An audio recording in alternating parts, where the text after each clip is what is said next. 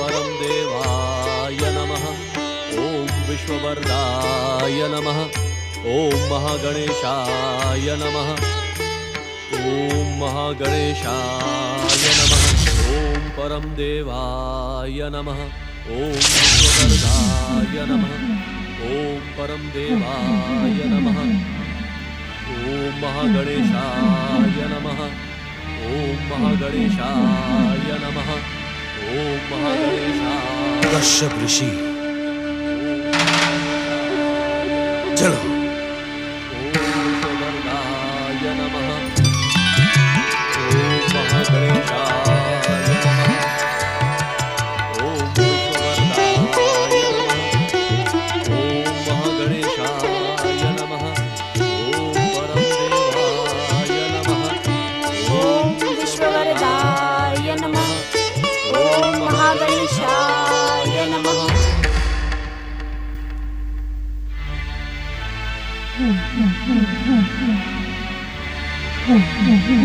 भैया नरांतक, दैत्य माता दीदी का परम शत्रु गजमुख सोया है। पहले हम उन दोनों को समाप्त कर देते हैं। आप उचित कह रहे हैं भैया देवांतक।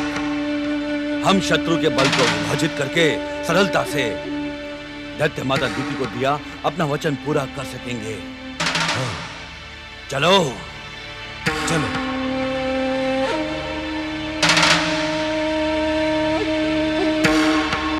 ओम विश्ववरदाय नमः। ओम महागणेशाय नमः।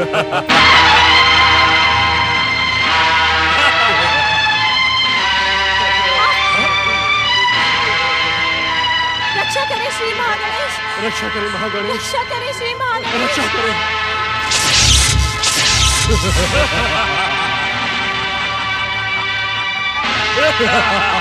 हे परम दोषी महागणेश, हमारी रक्षा करें। रक्षा करें श्री महागणेश। हमारी रक्षा करें। हे परम दोषी महागणेश, हमारी रक्षा करें। हे परम दोषी महागणेश, हमारी रक्षा करें। हे परम दोषी महागणेश, हमारी रक्षा करें। रक्षा करें महागणेश, हमारी रक्षा करें। रक्षा करें श्री महागणेश। रक्षा करें परम देव श्री महागणेश। रक्षा करें परम देव श्री महागणेश। रक्षा करें। रक्षा करें परम देव श्री महागणेश। रक्षा करें परम देव श्री महागणेश। दुष्ट देवांतक नरांतक, तुम्हारे दुष्कर्मी जीवन को मुक्ति पहुंचाने के लिए अब समय निकट आ गया है। यदि अपने जीवन की रक्षा करना चाहते हो तो मेरे आदरणीय माता पिता को आदर सहित छोड़ दो। छोड़ दे, जैसे तुम्हारी इच्छा।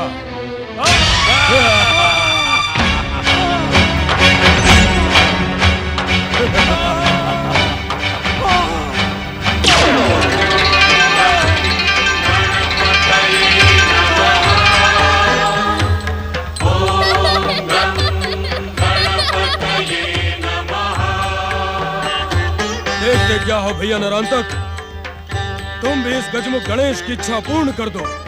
अवश्य भैया देवांतक।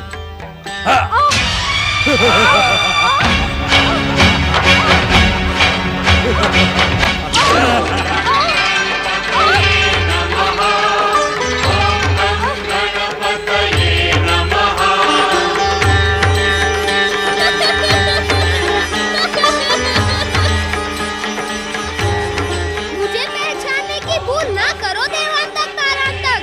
तुम्हें मुक्ति दिलाने के लिए ही मैंने अवतार धारण किया है। मैं तुम्हें अंतिम अवसर देता हूँ। अपने दुष्कर्मों की मेरे माता पिता से क्षमा याचना कर लो।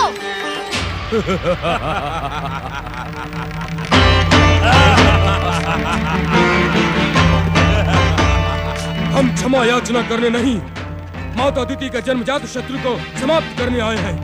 अब हम पहले तुझे ही समाप्त कर देंगे गजमुख गणेश। सर्वनाश तुम दोनों के सिर पर मृत्यु बनकर नाच रहा है। सर्वनाश तो हमारा ही अनुचर है। क्या तुम नहीं जानते गजमुख कि हम पातालवासी देवांतक और नरांतक का जन्म ही इस संसार से देवताओं और मनुष्यों की परंपरा समाप्त करने के लिए हुआ है। गजमुख, तू हमसे टकराकर भयानक भूल कर रहा है। हम महाप्रलय के महासूत्रधार हैं। हमारे नाम से धाराएं भी कांप उठती हैं, हवा अपनी दिशा बदल लेती है, पर्वत अपने घुटने टेक देते हैं और आकाश अपना मस्तक झुका देता है। दुष्ट गजमुख, तेरा वध करके हम महाप्रलय के सूत्रधार बनेंगे। अपनी इच्छा से एक नई सृष्टि को जन्म देंगे, जिसके देवता, आराध्य और सर्वशक्तिमान हम होंगे।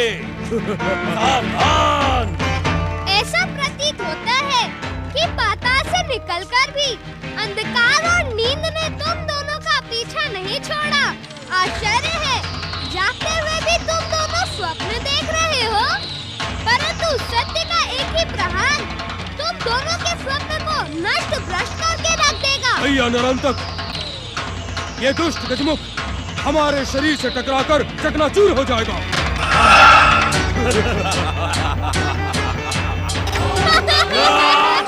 अरे मूर्खों, ऐसा न हो कि तुम दोनों स्वयं ही टकराकर चकनाचूर हो जाओ।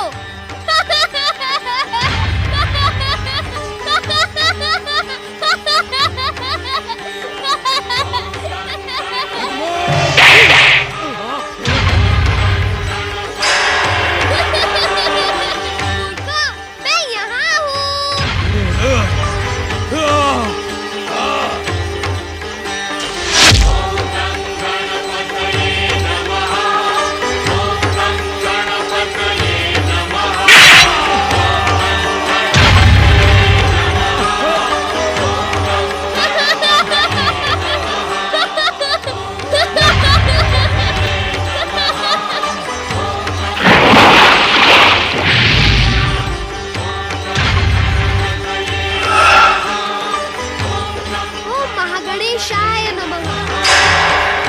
देवांतक और नरांतक को मुक्ति देकर महत्कट अब तक लौटा क्यों नहीं? देवी अदिति, पुत्र महत्कट के लिए चिंतित ना हो, वो तो समस्त संसार की चिंताओं का अंत करने वाला है।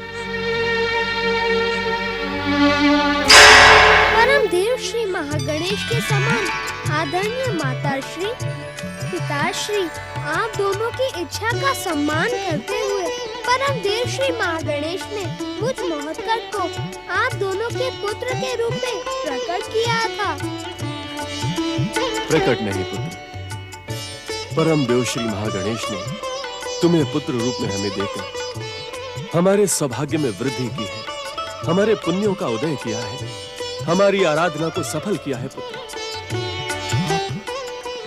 आप धन्य है परम देव श्री महागणेश, आप धन्य है। पिताश्री, देवांतक और नरांतक के अंत के साथ मेरे महत्कट अवतार का उद्देश्य पूर्ण हुआ। अब आप दोनों प्रसन्न मन से मुझे परम देव श्री महागणेश के महातेज में विलीन हो जाने की आज्ञा दे। नहीं पुत्र नहीं, तुम हमसे अलग नहीं हो सकते। तुम्हारे बिना हम जीवन की कल्पना भी नहीं कर सकते। माता, आना और जाना तो जीवन का चक्र है। मैं आया ही कब था? मैं तो हूँ। परम देव श्री महागणेश के महातेज में मेरा स्थान सुरक्षित है, जो आपकी आवश्यकता और इच्छा का सम्मान करने के लिए सदा प्रस्तुत रहेगा। नहीं पुत्र नहीं, तुम हमसे दूर नहीं हो सकते, तुम हमसे दूर नहीं हो सकते। देव माता अदिति, हमने जितने पुण्यों का संचय किया था महत्कट के रूप में, उसका प्रतिफल प्राप्त कर चुके हैं। महत्कट को रुकने की आज्ञा देकर आप उसे धर्म संकट में न डालें। हमने जितने दिन महत्कट के साथ बिताए, उनकी स्मृतियों में शेष जीवन बिता लेंगे।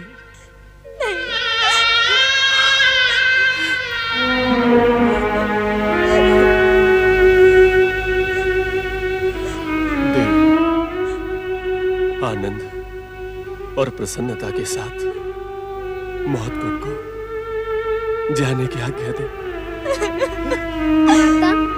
आपके मन के दुख को समझता हूँ, परंतु विधि और विधान की रक्षा करने के लिए मुझे जाना ही होगा। परम देव की इच्छा का सम्मान करना हम सबका कर्तव्य है।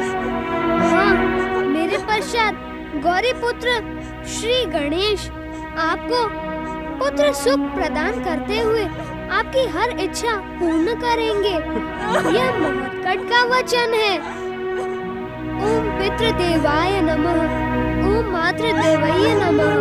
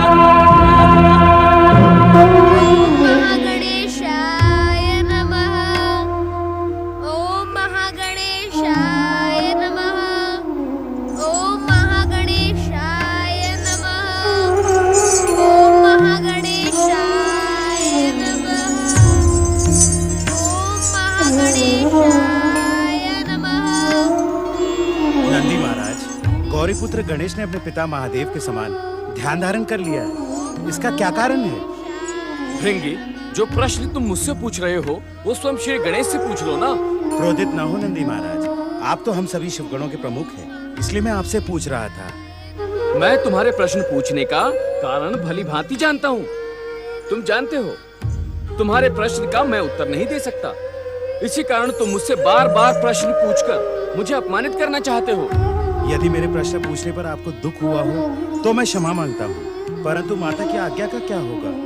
उन्होंने हमसे कहा था कि श्री गणेश को हम शीघ्र बुला कर लाएं। परंतु श्री गणेश को ध्यान समाधि से जगाना क्या उचित होगा? यदि ये क्रोधित हो गए तो? और माता पार्वती की आज्ञा पूर्ण न हुई तो वे भी तो क्रोधित हो जाएंगी। क्या आप माता के भयानक क्रोध से अपरिचित हैं? हमें श्री गणेश को ध्यान से जगाना ही होगा। क्रोध तो गौरी पुत्र श्री गणेश का भी कुछ कम भयानक नहीं है। भूल गए क्या? अपने प्रकट होने के पश्चात इन्होंने हम सबको अपने दंड से कैसा दंडित किया था, हम शिव गणों की कैसी दुर्दशा बनाई थी। ऐसी स्थिति में निर्णय तो आप ही को लेना होगा नंदी महाराज। कैसा निर्णय? या तो माता की आज्ञा मानकर श्री गणेश के क्रोध को जगाए, या तो माता की आज्ञा न मानकर उनके क्रोध को जगाए। आप ही बताएं हमें क्या करना चाहिए। माननी तो माता की आज्ञा पड़ेगी। भोलेनाथ का नाम लेकर चलो श्री गणेश को जगाते हैं।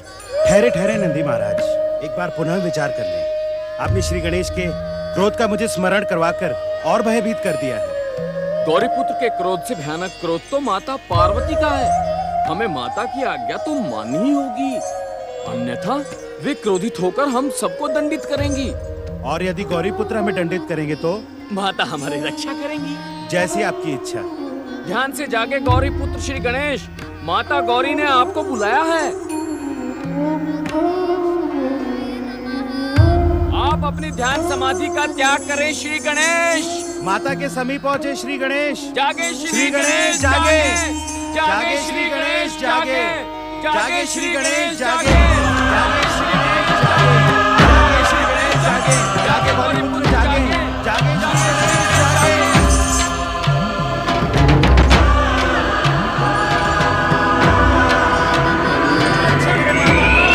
श्री गणेश का क्रोध जाग उठा।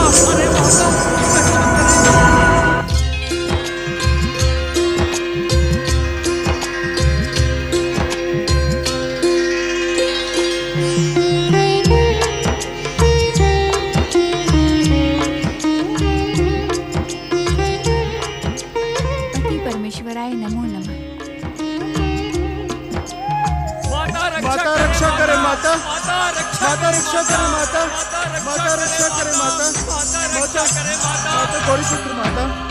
क्या हुआ मेरे पुत्र गणेश को?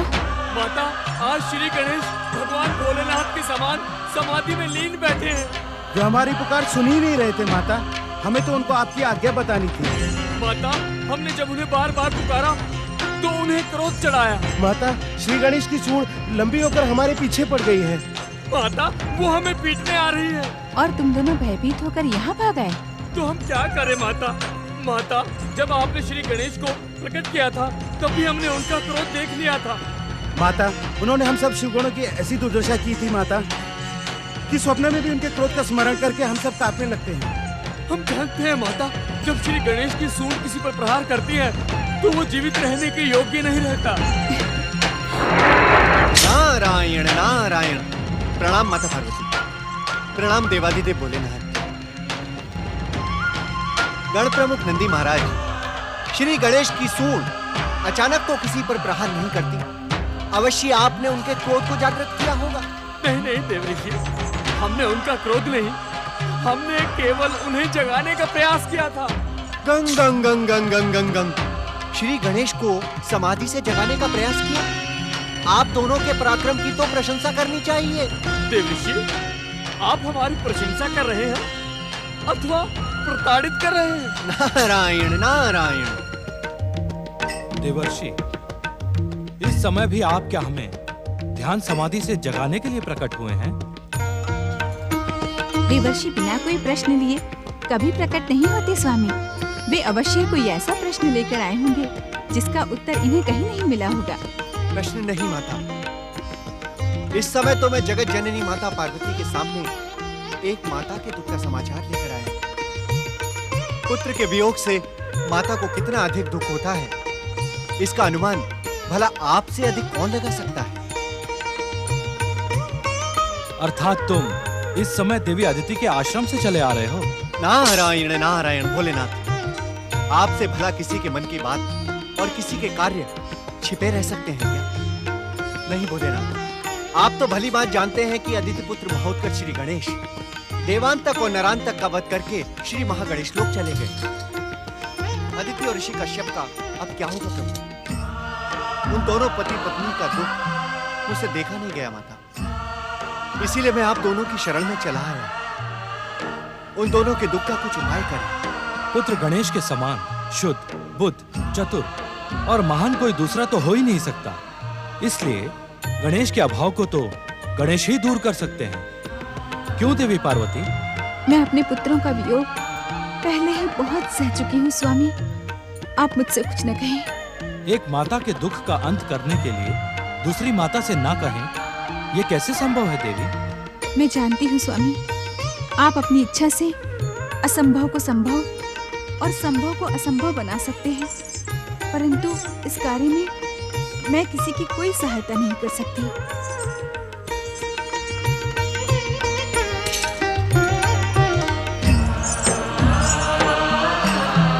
हे देवादिदेव, यूं यकायक माता के चले जाने से ऐसा प्रतीत होता है कि देवी अदिति और ऋषि कश्यप के दुखों का अंत कभी नहीं होगा। देवर्षि, जिस बात को लेकर आप चिंतित हैं, उसी बात से गौरी पुत्र गणेश भी चिंतित हैं। वे भी देवी अदिति के दुख का अंत करने पर विचार कर रहे हैं। वे आपकी समस्या का अवश्य समाधान करेंगे।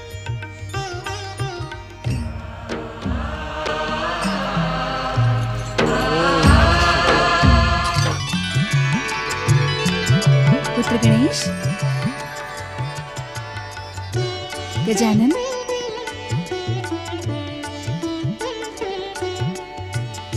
प्रणाम माता। मेरे कारण आपको कोई कष्ट तो नहीं हुआ ना? कष्ट कैसा पुत्र, तुम तो सदा ही मेरे आनंद के कारण हो, परंतु तुम्हारे क्रोध से नंदी और भृंगी को अवश्य कष्ट हुआ। वो डरकर मेरे पास आ पहुँचे। माताश्री, यह तो सारा संसार जानता है कि जैसी करनी वैसी भरनी। पिताश्री के इस पुण्य धाम कैलाश लोक में किसी की समाधि को भंग करना तो भयानक अपराध है ना माता। नंदी और भृंगी ने कैलाश में अशांति को जन्म देकर कोई उचित काम तो नहीं किया। अशांति को जन्म देकर? मैं कुछ समझी नहीं पुत्र। वे दोनों सप्तम स्वर में मुझे पुकार रहे थे, फिर भी मैंने कुछ नहीं किया।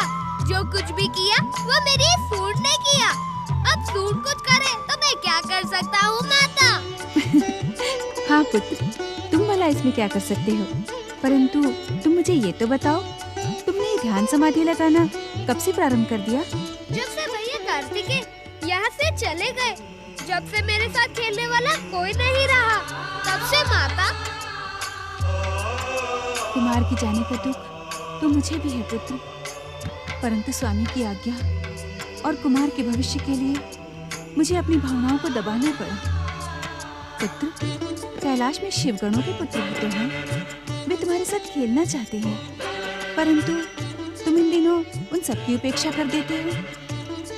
क्या आप उस उपेक्षा का कारण जानना चाहती हैं माता? अवश्य पुत्र। माता, वे मेरे साथ समानता का व्यवहार नहीं करते, न जाने क्यों मुझसे डरते हैं। अब खेल में तो सब समान होते हैं ना माता। वे मेरे साथ हमजोली जैसा व्यवहार नहीं करते, इसीलिए मुझे उनके साथ खेलना प्रिय नहीं है। वे तुमसे नहीं, तुम्हारे सूंड से डरते हैं, न जाने कब क्या कर दे। तुम तो कुछ करते नहीं, करती तो सब कुछ तुम्हारी ये सूंड है ना। परंतु माता, मुझे खेलने के लिए ऐसा साथी चाहिए जो मुझे खेल में हराने का प्रयास करे, मुझे छकाए। अब ऐसा साथी न मिलने तक भला आनंद कैसे आएगा? तुम ही बताओ ना माता। मैं तुम्हारे अकेलेपन को समझती हूँ गजानन। क्या इसी कारण तुमने ध्यान समाधि लगाना प्रारंभ कर दिया, अथवा इसका कोई और कारण है? तुमने मुझे उत्तर नहीं दिया गणपति। माताश्री, मैं तो पिताश्री के समान लंबे समय तक ध्यान में लीन रहने का अभ्यास कर रहा था, परंतु ऐसा लगता है कि परम देव श्री महागणेश की इच्छा कुछ और ही है। बार बार मेरी ध्यान समाधि में बाधाएं पड़ रही है। माताश्री, क्या मैं एक प्रार्थना करूं? अवश्य पुत्र। क्या आप ऐसा उपाय कर सकती हैं जिससे मेरी समाधि में विघ्न ना पड़े? तुम तो स्वयं विघ्नहर्ता हो गजानन। अपने ध्यान के विघ्नों को अपनी इच्छा से नष्ट कर सकते हो। कर तो सकता हूँ माता, परंतु उस उपाय से किसी और को कष्ट पहुँचे, यह भी तो उचित नहीं है। बेचारे नंदी और भृंगी भयभीत होकर भाग गए। अब मैं क्या करूँ माता? जो कुछ करना है फिर कर लेना। ध्यान के लिए तो तुम्हें अनेक अवसर मिलेंगे पुत्र। इस समय तुम मेरे साथ चलो। मैंने तुम्हारे लिए स्वादिष्ट मोदक बनाकर रखे हैं, और मैं ये भी जानती हूँ पुत्र कि श्री महागणेश तुम्हारी ध्यान समाधि पूर्ण क्यों नहीं होने दे रहे। क्यों माता? क्योंकि परम देव जानते हैं कि उनके अवतारी गौरी पुत्र अपनी भूख पर नियंत्रण नहीं रख पाते। नहीं माता, मैं पिताश्री के समान अपनी भूख को लंबे समय तक रोक सकता हूँ। इस समय भी मैं आपके साथ मोदक खाने के लिए नहीं जाऊंगा, ध्यान समाधि लगाऊंगा। क्या तुम्हें भूख नहीं लगी पुत्र? भूख से ध्यान का महत्व अधिक है माता। परंतु तुम्हारे लिए ध्यान से अधिक भूख महत्वपूर्ण है, और तुम्हारे पिताश्री के लिए ध्यान का महत्व अधिक है। भूख तो मुझे लग रही थी माता, परंतु अभी अभी समाधि में मैंने जो कुछ भी देखा उससे मेरी भूख समाप्त हो गई माता। ऐसा क्या देख लिया तुमने ध्यान में? मैंने देखा कि परम देव श्री महागणेश के महाकट अवतार की माता देवी अदिति पुत्र वियोग में आंसू बहा रही है। मुझसे उनका दुख नहीं देखा गया। तुम तो जानती हो माता कि परम देव श्री महागणेश के समान किसी के बहते हुए आंसू नहीं देख सकता। गजानन, तुम कहीं मुझे छोड़कर वहाँ जाने की तो नहीं सोच रहे हो? तुमने पहले भी ऐसा किया था, क्या फिर? तुम दुखी न हो माता, मैं ऐसा कुछ भी नहीं करूँगा जो तुम्हारी इच्छा के विरुद्ध होगा। मैं कहीं नहीं जाऊँगा, चाहे देवी अदिति कितने भी आंसू बहाए, क्योंकि मैं जानता हूँ कि पुत्र के लिए तो सभी माताओं का दुख एक समान होता है। परंतु तुमसे तो किसी के आंसू देखे नहीं जाते। यही तो धर्म संकट है माता। यदि माता अदिति का दुख दूर करने जाऊंगा तो तुम्हारे आंसू बहेंगे, यदि नहीं जाऊंगा तो उनके आंसू बहेंगे। अब मैं इस धर्म संकट को परम देव श्री महागणेश की इच्छा पर छोड़ देता हूँ। वे जो उचित समझेंगे वही करेंगे। यही उचित होगा पुत्र। माता, अभी मैं कुछ समय और ध्यान करना चाहता हूँ। भूख तो मुझे लग नहीं रही है। अब आप कृपा करके मुझे कुछ समय तक अकेला छोड़ दें।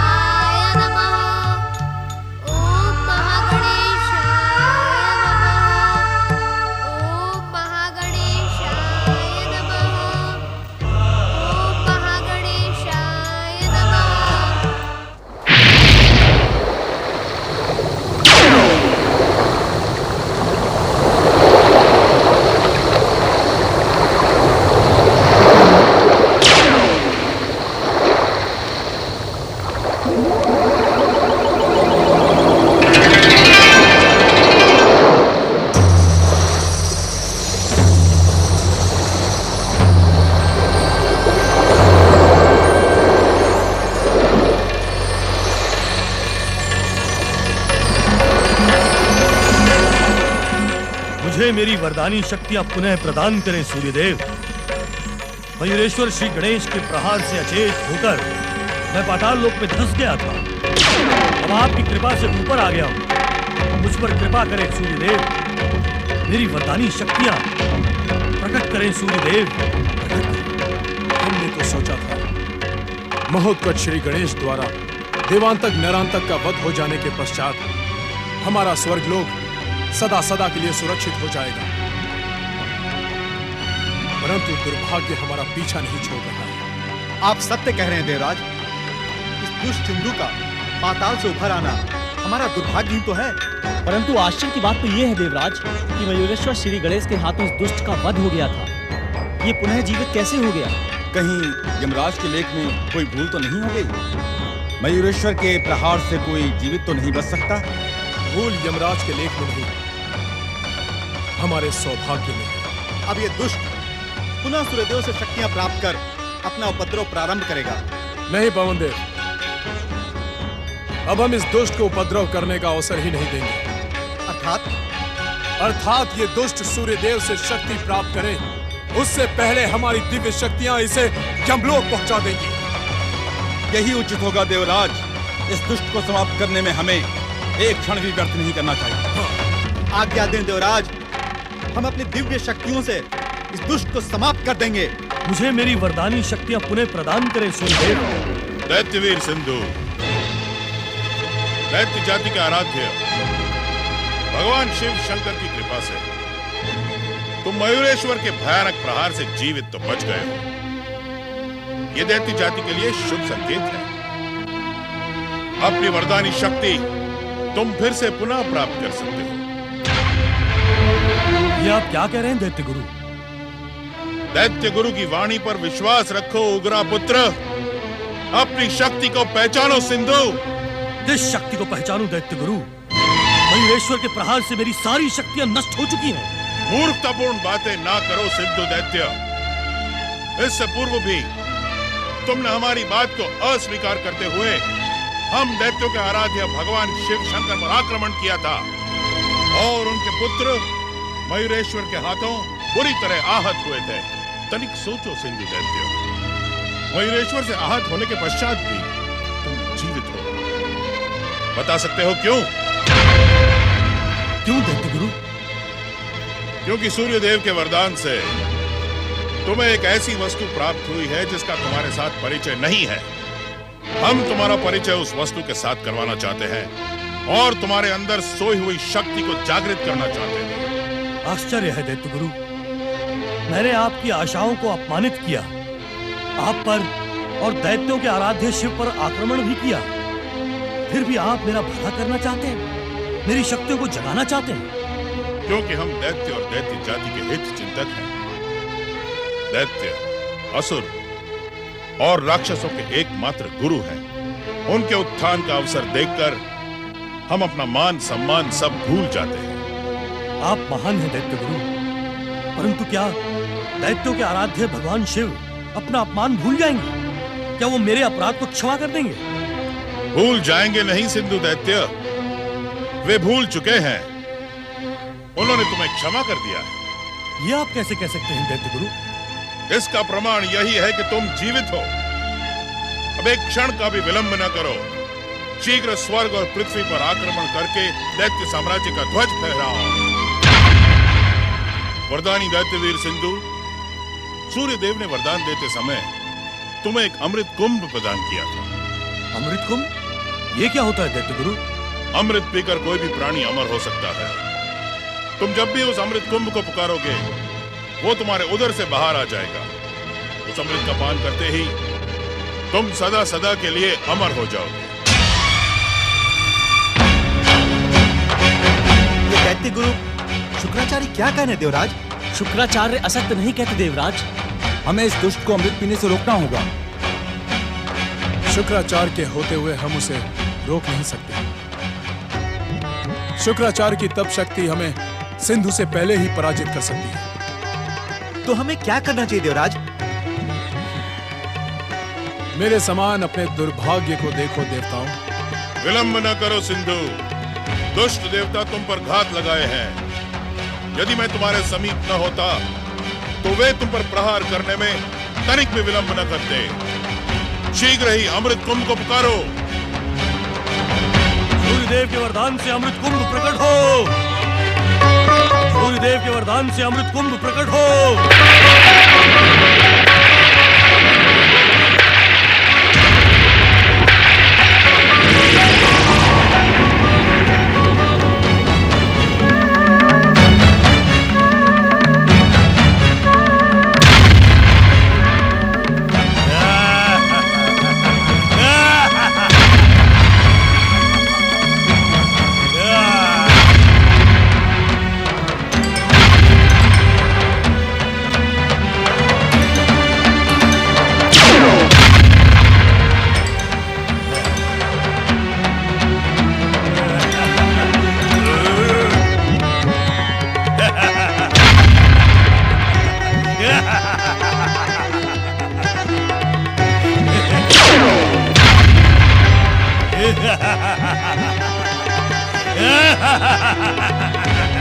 अमृत पीकर अब मैं सदा सदा के लिए अमर हो गया दुष्ट देवताओं। अब मेरी विध्वंसक और मारक शक्ति से तुम्हारी कोई रक्षा नहीं कर सकता। मैं इसी समय स्वर्ग और पृथ्वी पर आक्रमण की घोषणा करता हूँ। आप धन्य है सूर्यदेव, आपकी कृपा पाकर सिंधु का जीवन भी धन्य हो गया है। आपकी जय हो सूर्यदेव, आपकी जय हो। अमर वरदानी दैत्यवीर सिंधु, तुमने जो घोषणा की है उसे इसी समय पूरा करो और दुष्ट देवताओं को उनकी दुष्टता का दंड दो और संसार में दैत्य जाति का बिगुल बजा दो। शिव शंकर तुम्हारा कल्याण करे। ओम नमः शिवाय।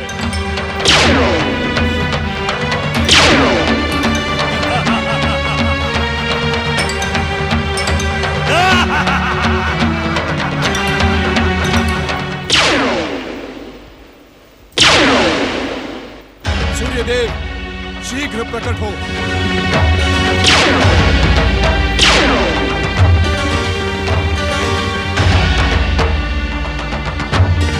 प्रणाम देवराज। दुष्ट सिंधु को अमृत कुंभ प्रदान कर आपने देव विरोधी कार्य किया है सूर्यदेव। परंतु देवराज मेरी किसी भी किंतु परंतु की आवश्यकता नहीं है सूर्यदेव। आपने ना ही स्वर्ग देवता अपितु अपने भाई के विरुद्ध षड्यंत्र रचकर भयानक संकट उत्पन्न किया है।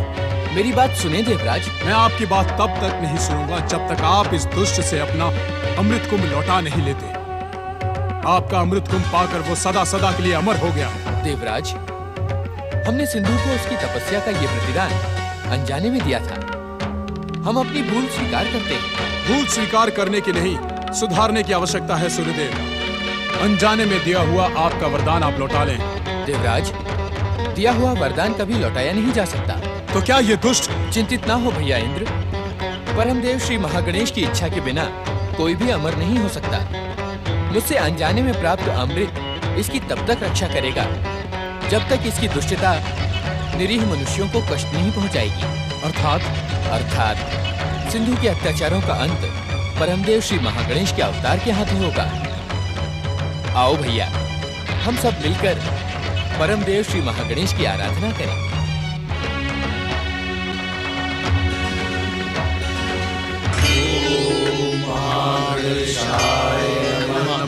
ओम महागणेशाय नमः।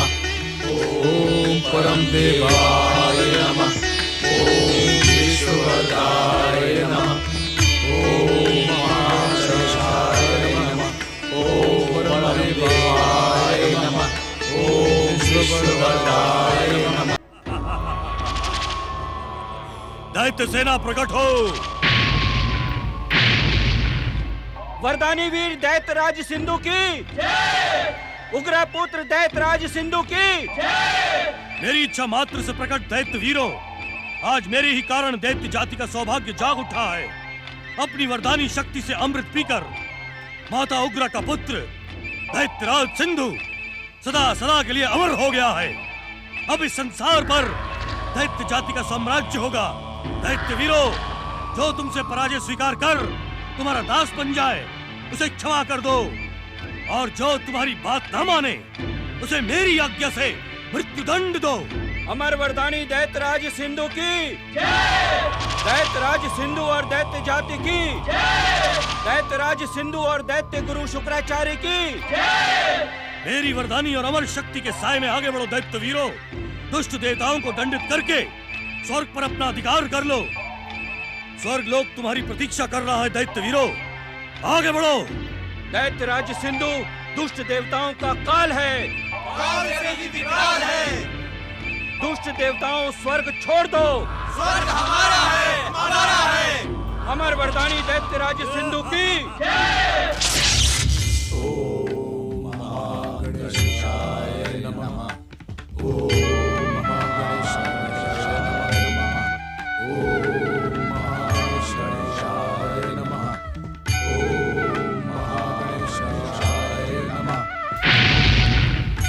वरदानी वीर दैत्यराज सिंधु की,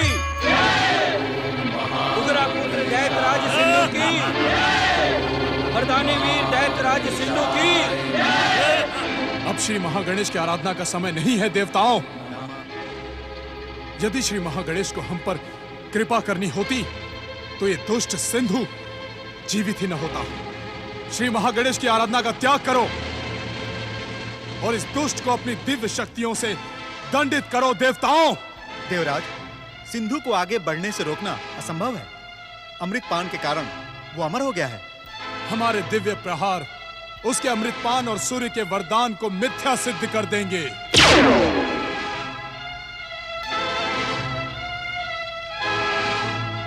दुष्ट दैत्यों से साठगांठ करके सूर्यदेव ने हमारे साथ भयंकर छल किया है। तुम उसका षड्यंत्र नहीं समझोगे देवताओं। वो जानबूझकर हमें महागणेश की आराधना में व्यस्त करना चाहता था, जिससे दुष्ट शत्रु सिंधु दैत्य हमारे ध्यान का लाभ उठाकर स्वर्ग पर अधिकार कर सके। आपका अनुमान सत्य है देवराज। सूर्य देव को हम लोग कभी क्षमा नहीं करेंगे। सूर्य देव से पहले इन दुष्टों को ऐसा दंड दो कि भविष्य में स्वर्ग की ओर देखने का दुस्साहस भी न करें। वरदानी वीर दैत्यराज सिंधु की। प्रहार।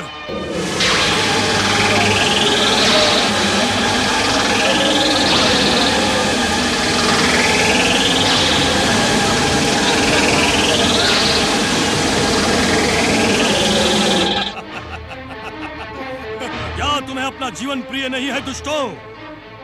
वरदानी अमर दैत्य वीर सिंधु के मार्ग में बाधा देकर तुमने अपनी दुर्दशा को आमंत्रित किया है।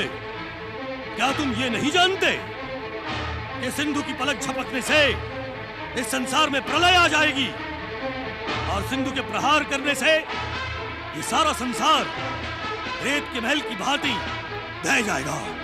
बढ़ चढ़कर अपनी प्रशंसा ना कर दुष्ट। यदि प्रलय हुआ तो तुम भी समाप्त हो जाओगे। शक्ति है तो हमारे प्रहार का सामना कर। पवन देव, प्रहार।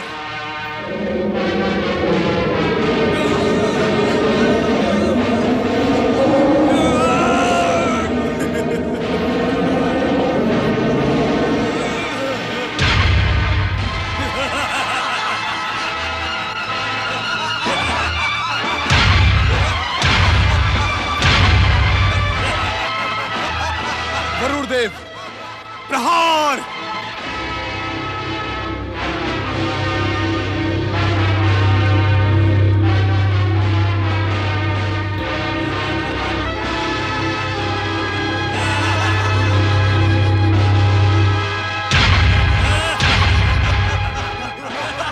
अग्निदेव, प्रहार।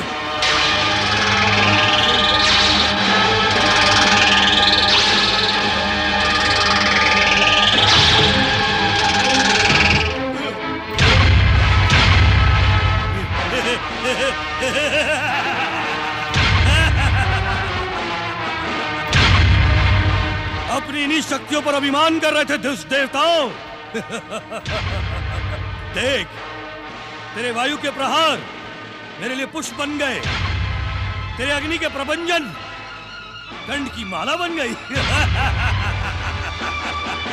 और जल मेरे चरणों को धो रहा है। दुष्ट देवताओं, अब तुम भी इन चरणों की शरण में आ जाओ। मैं तुम्हें जीवन दान दे दूंगा। ओम महागणेशाय नमः। ठहरे देवराज, ठहरे। आपने परमदेव श्री महागणेश की संकल्प की गई आराधना को छोड़कर उचित नहीं किया। अब आप सिंधु को स्वर्ग विजय प्राप्त करने से नहीं रोक सकते। परंतु नहीं देवराज, वरदानी और अमर सिंधु का मार्ग रोकने से आपके भविष्य में अंधकार छा जाएगा। उचित यही होगा कि आप इसे इस समय स्वर्ग की ओर जाने दें।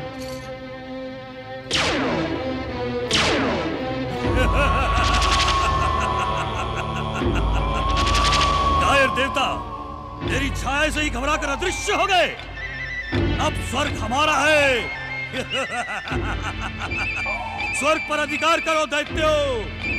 अमर वरदानी दैत्य राज सिंधु की दैत्य राज्य सिंधु और दैत्य जाति की ये विश्व को वरदान देने वाले परमदेव, अज्ञानी देवताओं के अपराध क्षमा करें प्रभु, क्षमा करें।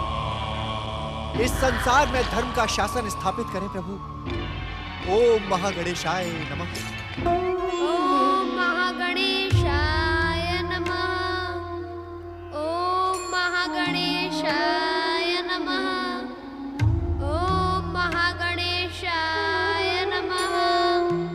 ओम महागणेशाय नमः। ओम महागणेशाय नमः। ओम महागणेशाय नमः। ओम महागणेशाय नमः।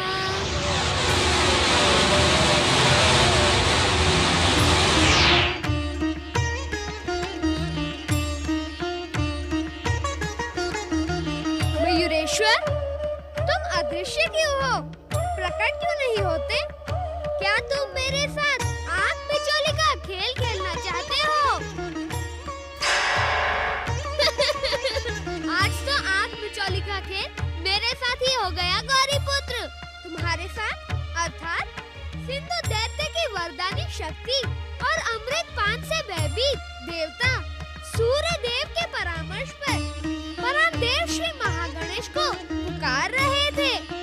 देवताओं की पुकार सुनकर जब मैं वहां प्रकट हुआ, तब उन्होंने परमदेव श्री महागणेश की आराधना अधूरी छोड़ दी। इसीलिए मुझे वहां से अदृश्य होना पड़ा और उसी अदृश्य रूप में मैं यहाँ चला आया। मयूरेश्वर, परमदेव श्री महागणेश की इच्छा से सिंधु का वध तुम्हारे हाथों ही होना निश्चित है। फिर तुमने उसे स्वर्ग का अधिकारी ही क्यों बनने दिया? तुम तो जानते हो गौरीपुत्र, वरदानी को उसके वरदान का पूरा फल मिलना ही चाहिए। जब सिंधु के वरदानों का पुण्य नष्ट हो जाए, तब उसके पापों का घड़ा भर जाएगा। तब उसका वध करने में मैं एक क्षण का भी विलंब नहीं करूंगा। विलंब तो हो गया। मैं कब से तुम्हारी प्रतीक्षा कर रहा था। अब हमें परमदेव श्री महागणेश के महोत्कट अवतार की माता देवी अदिति के पास पहुंचकर उनके दुखों का अंत करना होगा।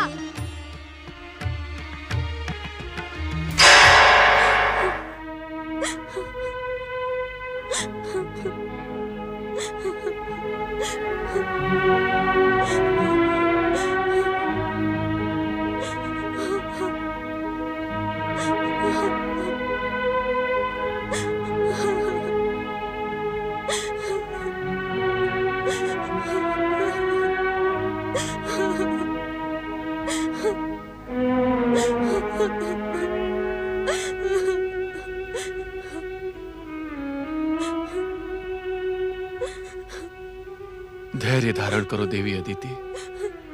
पुत्र महोत्कट के वियोग में तुम्हें इस प्रकार आंसू बहाना शोभा नहीं देता। महोत्कट के बिना मैं अपने जीवन की कल्पना भी नहीं कर सकती ऋषिवर। महोत्कट को पाने के लिए मैं अपने सर्वस्व का बलिदान कर दूंगी। महोत्कट को आना ही होगा। परमदेव श्री महागणेश माँ की ममता को अनदेखा नहीं कर सकते। उन्हें हम पर कृपा करनी ही होगी। महोत्कट को लौटकर आना ही होगा। देवी अदिति, मैं तुम्हारे मन की वेदना को समझता हूँ। बालक के लिए माता और माता के लिए बालक सब कुछ होता है, परंतु मोहतकट के मोह बंधन में जकड़कर तुम नियति को चुनौती दे रही हो देवी। ये मेरी चुनौती नहीं ऋषिवर, अभी तो अपनी भक्ति के प्रति दृढ़ विश्वास है। ये ज्ञान मैंने आपसे ही प्राप्त किया है कि भगवान भी भक्त की इच्छा का सम्मान करते हैं। भगवान तो भक्त वत्सल होते ही हैं देवी। अपने भक्तों की इच्छा पूर्ति के लिए वे कुछ भी करने के लिए तत्पर हो जाते हैं। तो क्या परमदेव श्री महागणेश अपनी भक्ति अदिति के कारण नियति को बदलकर महतकट को भेज देंगे? तुम उनकी सच्ची आराधिका हो। तुम्हारे हृदय के दुख को वे कभी स्वीकार नहीं करेंगे। तो आए ऋषिवर, हम दोनों मिलकर नियति को बदलने और महतकट को भेजने के लिए परमदेव से प्रार्थना करें। ऋषिवर, क्या आपको महतकट का लौटना प्रिय नहीं? नहीं नहीं देवी अदिति, ये आप क्या कह रही हैं? महतकट मुझे अपने प्राणों से भी अधिक प्रिय हैं। उनको पाने के लिए मैं अपनी भक्ति को भी दांव पर लगा सकता हूं। परंतु देवी अदिति, परंतु क्या ऋषिवर? देवी अदिति, विधाता की नियति और विधि के विधान में हस्तक्षेप करना उचित नहीं होता। परम देव हमारी इच्छा का सम्मान करने के लिए महतकट को अवश्य लौटा देंगे, किंतु इससे सृष्टि की व्यवस्था में बाधा पड़ेगी देवी। मैं कुछ समझी नहीं ऋषिवर। देव माता अदिति, संसार में जिन बाधाओं का अंत करने के लिए विघ्नहर्ता महतकट ने अवतार धारण किया था, वो देवांतक और नरांतक के वध के बाद पूर्ण हुआ। महागणेश की इच्छा अनुसार महतकट अवतार का कार्य पूर्ण हुआ है। अब यदि हमारी प्रार्थना से महतकट लौटेंगे तो संसार की परिस्थितियों में परिवर्तन लाना पड़ेगा, नई परिस्थितियां उत्पन्न करनी पड़ेंगी। तो क्या हम? हाँ देवी अदिति, अब हमें अपना शेष जीवन महतकट की मधुर स्मृति में ही व्यतीत करना पड़ेगा। सोचिए न देवी अदिति, कई जीवात्माएं जिन्हें अनेक जन्मों के पुण्य फल से भी भगवान के दर्शन नहीं होते, पर हमारा महतकट तो पुत्र के रूप में आया है। देवी अदिति, ये जीवात्माएं भगवान के दर्शन पाने के लिए अनेकों जीवन बिता देती हैं, तो क्या हम महतकट की मधुर स्मृतियों के साथ अपना शेष जीवन भी नहीं बिता सकते देवी? स्मरण करें ऋषिवर, महतकट ने हमें वचन दिया था हमारी मातृ कामना को पूर्ण करने का कार्य उनके जाने के पश्चात गौरी पुत्र श्री गणेश करेंगे। देवी अदिति, इस संसार में सूर्य का प्रकाश लुप्त हो सकता है, चंद्रमा की गति बदल सकती है, समुद्र का पानी सूख सकता है, परंतु महतकट का वचन कभी मिथ्या नहीं हो सकता। तुम्हारी मातृ कामना पूर्ण करने के लिए गौरी पुत्र अवश्य आएंगे। माता अदिति, पिता के समान ऋषिवर कश्यप का कथन सत्य है। परम देव श्री महागणेश का हर अवतार आपके लिए पुत्र के समान है। माता, श्री महागणेश की इच्छा से महतकट अवतार का कार्य पूरा हुआ। अब मयूरेश्वर अवतार का कार्य प्रारंभ हुआ है। तुम कहाँ हो पुत्र? मेरा मातृत्व तुम्हें अपने हृदय से लगाने के लिए छटपटा रहा है। शीघ्र मेरे पास आ जाओ पुत्र, शीघ्र मेरे पास आ जाओ। तुम कहाँ हो पुत्र? माता की आज्ञा का पालन करना पुत्र का कर्तव्य होता है। आपने आज्ञा दी और हम दोनों आपके निकट प्रकट हो रहे हैं।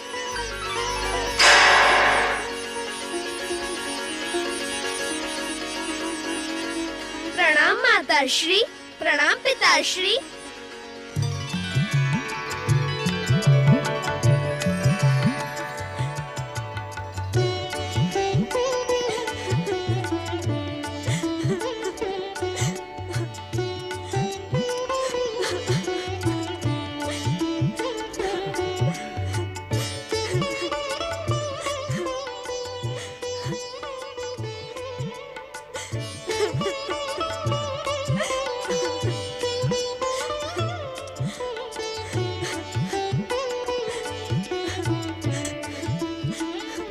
हमें भी वैसा ही स्नेह प्रदान करेंगी जैसा मोहतकट को करती थी। मुझे विश्वास है माता कि आप हमें और मोहतकट में भेद नहीं करेंगी।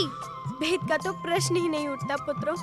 अब तो मेरे लिए परमदेव का हर अवतार मोहतकट के समान ही प्रिय है। तुम दोनों ने इस समय मेरे मातृत्व को सुख देकर धन्य कर दिया पुत्रों, धन्य कर दिया। धन्य है परमदेव श्री महागणेश, आप धन्य हैं। आप अपने भक्तों की इच्छा का सम्मान करने के लिए एक पल का भी विलंब नहीं करते। आप धन्य है परमदेव महागणेश, आपकी जय हो परमदेव श्री महागणेश की जय हो। माता, मोहतकट ने तो अपने वचन की रक्षा कर ली, परंतु अब आपको भी हमें एक वचन देना होगा। कैसा वचन पुत्र? पुत्र के वियोग में माता आंसू बहाए, क्या यह पुत्र के लिए लज्जा का विषय नहीं है माता? आप हमें वचन दें कि अब आप अपने यह बहुमूल्य आंसू नहीं बहाएंगी।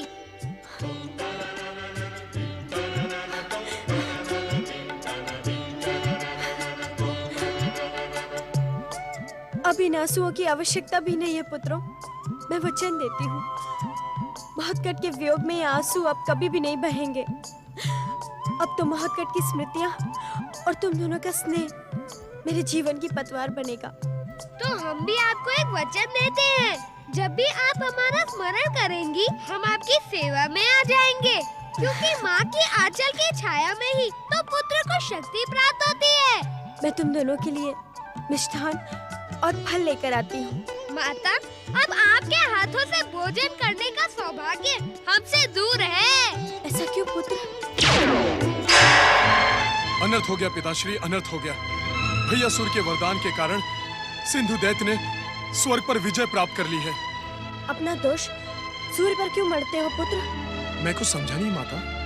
परमदेव श्री महागणेश की कृपा से हमें तुम्हारी पराजय का ज्ञान है पुत्र। तुम्हारी पराजय का कारण सूर्य का वरदान नहीं, अभी तो परमदेव श्री महागणेश की आराधना का त्याग है। जो व्यक्ति अपने संकल्प को तोड़कर जप तप और पूजा आराधना का त्याग करता है, उसे संकटों का सामना करना ही पड़ता है पुत्र। भूल होने पर लज्जित होने की आवश्यकता नहीं है इंद्र, उसे सुधारने की आवश्यकता है। परमदेव श्री महागणेश की आराधना का त्याग करके तुमने जो संकल्प अधूरा छोड़ दिया था, उसे इसी समय से पुनः प्रारंभ करो पुत्र। भक्त वत्सल परमदेव श्री महागणेश अपने भक्तों को कभी निराश नहीं करते हैं। उनकी कृपा तुम पर अवश्य होगी पुत्र। हम भी तुम्हारे साथ उनकी आराधना करेंगे।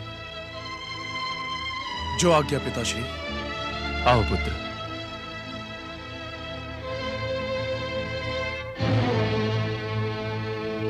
ओम महागणेशाय नमः। ओम परमदेवाय नमः। ओम विश्ववरदाय नमः। उस दुष्ट अदिति के कारण मेरे पति ऋषि कश्यप ही नहीं, संसार की सभी शक्तियां मेरे विरुद्ध हो गई हैं। देवांतक और नरांतक का वध इस बात का प्रमाण है, परंतु मैं किसी भी मूल्य पर अपनी सौत दुष्ट अदिति को क्षमा नहीं करूंगी। प्रतिशोध की ज्वाला में धधकता मेरा क्रोध उस दुष्ट अदिति को भस्म कर डालेगा। ओम नमः शिवाय। शुक्राचार्य तुम? अब उस पुरानी कथा को दोहराने का कोई लाभ नहीं होगा दैत्य माता। जो हो चुका उसे भूल जाएं और भविष्य की ओर देखें। भविष्य? तुम्हारे जैसे दैत्य शत्रु गुरु के रहते दैत्य जाति का भविष्य कभी उज्जवल नहीं हो सकता। जब तक तुम कैलाशपति शिव के साथ सांठगांठ करके वीर और वरदानी दैत्यों के अंत के सूत्रधार बनते रहोगे, तब तक दैत्य जाति का भविष्य अंधकार में ही डूबा रहेगा। दैत्य माता, भगवान शिव हम दैत्यों के आराध्य हैं। उन्हीं की कृपा से दैत्य जाति का विजय ध्वज संसार में फहराता है। दैत्यों के आराध्य शिव का वरदान प्राप्त देवांतक और नरांतक की मृत्यु कौन से विजय ध्वज का प्रमाण है? हाँ? सच तो ये है कि यदि शिव के स्थान पर उन दोनों अभागे देवांतक और नरांतक ने परमपिता ब्रह्मा जी की आराधना की होती तो उन्हें अमरता का वरदान अवश्य प्राप्त होता। वरदान तो उन्हें भी प्राप्त हुआ था दैत्य माता, भगवान शिव से, किंतु आपके भड़काने के कारण वो दोनों ऐसी भयानक भूल कर बैठे जिसका मूल्य उन्हें अपने प्राण देकर चुकाना पड़ा। अपनी मूर्खता का प्रमाण ना दो शुक्राचार्य। तुम्हारे शिव ने वरदान देते समय ही निश्चित कर लिया था कि उनके पुत्र गणेश के हाथों देवांतक और नरांतक का अंत होगा। अन्यथा वो छोटा सा बालक दो महान शक्तिशाली वरदानी और वीर दैत्यों का अंत कर सकता था क्या? प्रतिशोध और प्रतिरोध की ज्वाला ने आपकी सोचने समझने की शक्ति को बंधक बना लिया है दैत्य माता। आप जिसे छोटा बालक समझने की भूल कर रही हैं, वो कोई और नहीं, परम देव श्री मां गणेश का अवतार है। मुझे दैत्य शत्रु की प्रशंसा प्रिय नहीं है शुक्राचार्य। महागणेश, गणेश, शिव और विष्णु सभी तुम्हारे ही समान दैत्य शत्रु हैं। तुम्हारा भला इसी में है कि तुम जैसे जहां से आए हो वहीं लौट जाओ।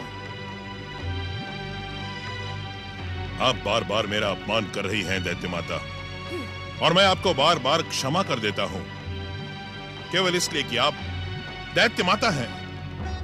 अन्यथा अन्यथा क्या कर लोगे तुम? अन्यथा हम तुम्हें भयानक शाप देकर इसी समय दंडित कर सकते हैं। तुम मुझे शाप दोगे? तुम्हारी बात सुनकर तो अट्ठास करने का मन करता है शुक्राचार्य। सूप बोले तो बोले, छल्ली बोले, जिसमें 72 छेद। हाँ? शुक्राचार्य शाप देगा दैत्य माता दिति को? दैत्य माता, अपने क्रोध को अंकुश में रखे। ये समय आपस में शाप अभिशाप देकर व्यर्थ करने का नहीं है। उग्र पुत्र सिंधु दैत्य ने स्वर्ग पर अधिकार कर लिया है। तुमने मेरी सौद अदिति के पुत्र सूर्य से सिंधु दैत्य को वरदान दिलवाकर एक बार फिर प्रमाणित कर दिया है कि तुम दैत्य शत्रु की भूमिका निभाते हो। दैत्य जाति के उत्थान के लिए यदि दुष्ट देवताओं की एकता में फूट पड़ती है तो ये हमारे लिए शुभ संकेत है दैत्य माता। सिंधु को वरदान देने के कारण आज सूर्यदेव दुष्ट देवताओं के क्रोध का शिकार हो रहे हैं।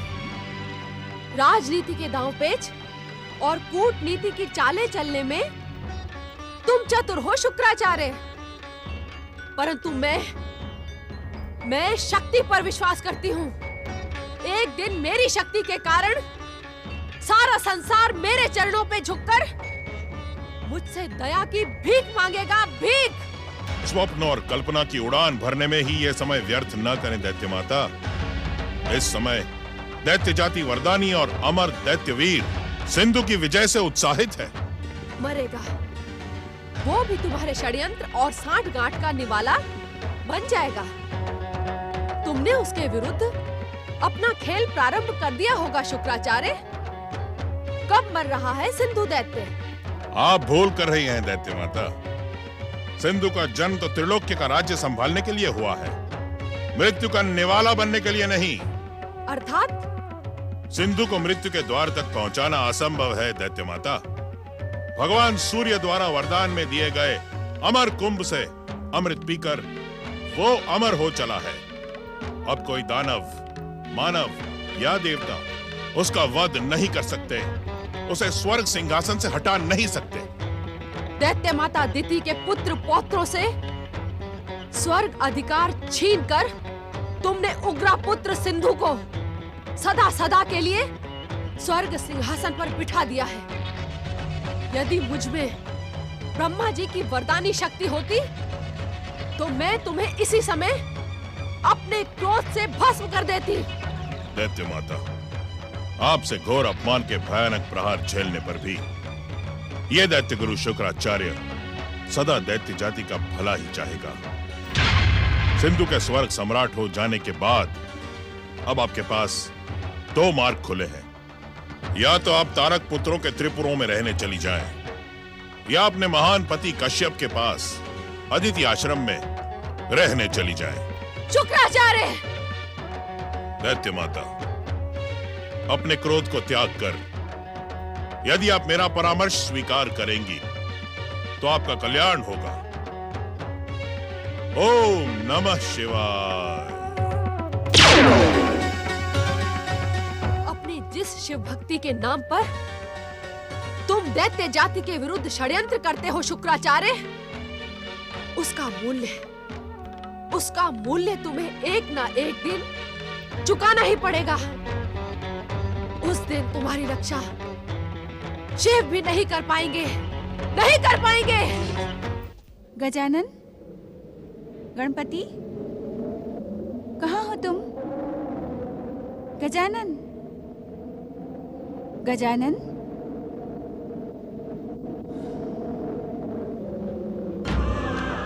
पुत्र गणेश, कहाँ हो पुत्र? पुत्र गणेश, गजानन,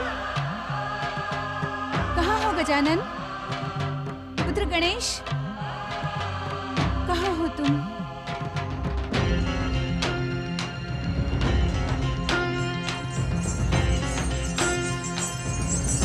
माता, हमने कैलाश का कोना कोना छान मारा, किंतु हमें श्री गणेश कहीं नहीं मिले। माता, हमने आसपास के वन प्रदेशों में भी श्री गणेश को ढूंढा, किंतु उनका कोई पता नहीं चला। माता, स्वामी, आंखें खोले स्वामी, अपने ध्यान को विराम दे। न जाने गजानन कहाँ चले गए। आंखें खोले स्वामी, आंखें खोले स्वामी, आंखें खोले, अपने ध्यान को विराम दे। न जाने गजानन कहाँ चले गए। माता, आपके आंसू हमसे नहीं देखे जाते। आप तो शक्ति स्वरूप हैं। अपनी दिव्य दृष्टि से आप ये देखें कि श्री गणेश कहाँ हैं और वे क्या लीला कर रहे हैं।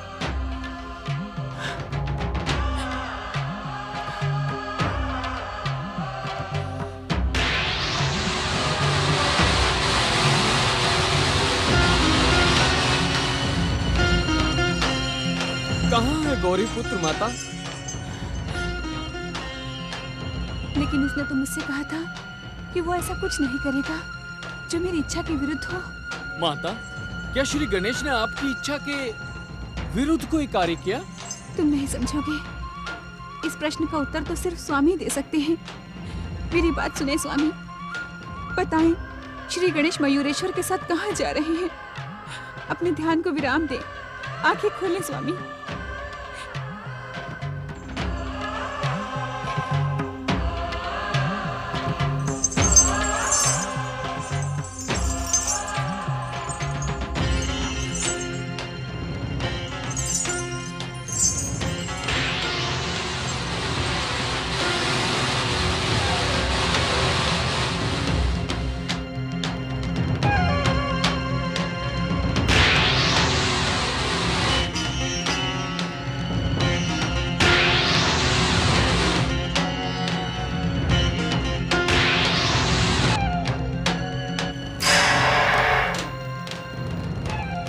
अचानक कहाँ अदृश्य हो गए गौरी पुत्र? हमसे बहुत बड़ी भूल हो गई मयूरेश्वर। कैसी भूल? हम माता पार्वती को बताए बिना ही कैलाश से चले आए। वे हम दोनों को अपनी दिव्य दृष्टि से देख चुकी है। अब वे हमें अवश्य ही दंडित करेंगी।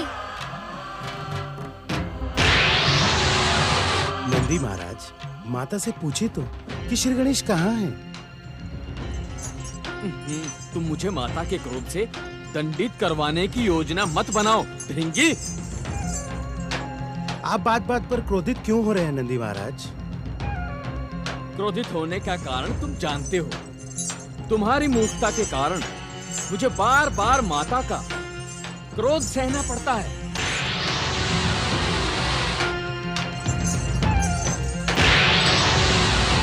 आप भी वही देख रहे हैं नंदी महाराज जो मैं देख रहा हूँ? देख तो मैं भी रहा हूँ। माता प्रसन्न हो गई। ऐसा लगता है गौरीपुत्र कैलाश लौट कर आ रहे हैं। आप माता से पूछिए ना। परंतु माता क्रोधित हो गई तो? माता की प्रसन्नता इस बात का प्रमाण है कि वे क्रोध नहीं करेंगी। माता, क्या आपने अपनी दिव्य दृष्टि से देख लिया कि श्री गणेश कहाँ हैं? क्या वे कैलाश वापस आ रहे हैं?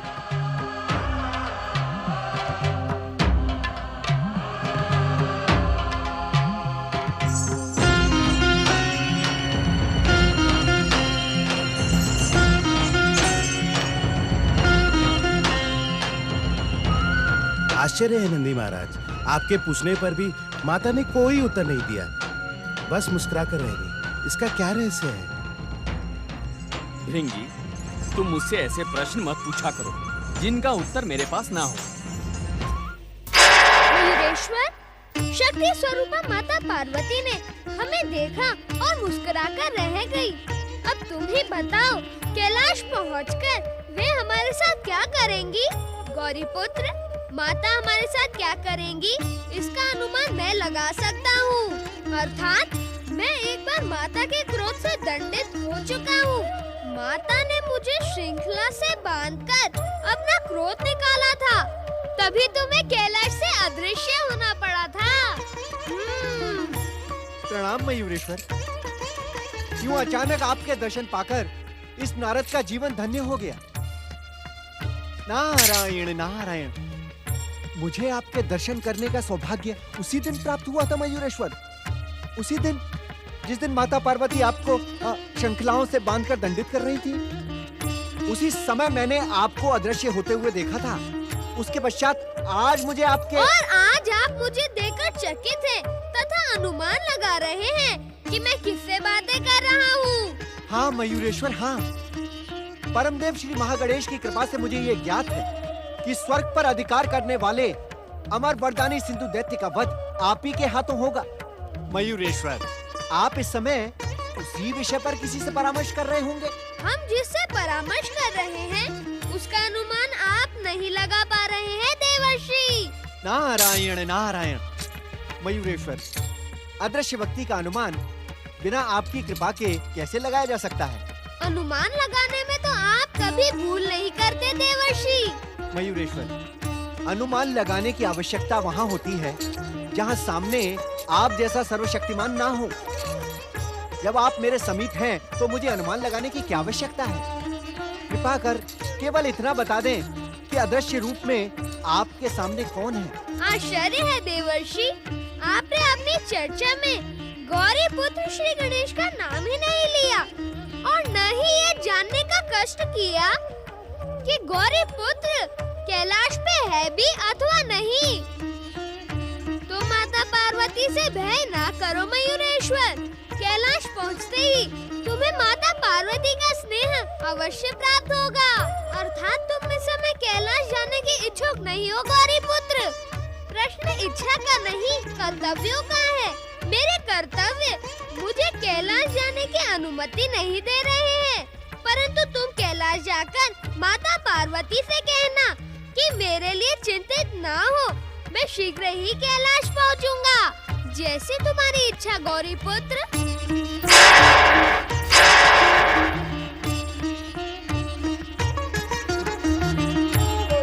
नारायण ना।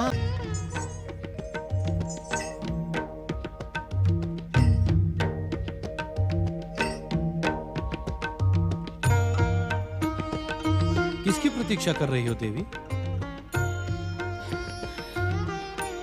पति परमेश्वराय नमो नमः। अधिकतर ऐसा ही होता है, हम जिसकी प्रतीक्षा करते हैं वो नहीं आता। अर्थात का अर्थ तो आप भी जानती हैं। आप गौरी पुत्र गणेश की प्रतीक्षा कर रही हैं, परंतु क्या स्वामी, क्या मेरा पुत्र कैलाश लौटकर नहीं आ रहा? आपका पुत्र तो कैलाश लौट रहा है, परंतु वो गौरी पुत्र है अथवा नहीं, ये मैं नहीं बता सकता। पहेलियां बुझाना आपका स्वभाव नहीं स्वामी। बताइए ना, कौन कैलाश आ रहा है? सांब सदाशिव की जय। देवादिदेव महादेव और महादेवी पार्वती की जय। जगत पिता भगवान शिव और जगत माता देवी पार्वती की जय। लंबे समय के पश्चात तुम्हें कैलाश लौटा देखकर हमें आनंद हुआ। मयूरेश्वर, माता, उस दिन मैं के बिना ही यहाँ से अदृश्य होकर परम देव श्री महागणेश की शरण में चला गया था और आज मैं स्वयं प्रकट होकर अपनी उस छोटी सी भूल के लिए क्षमा याचना करना चाहता हूँ।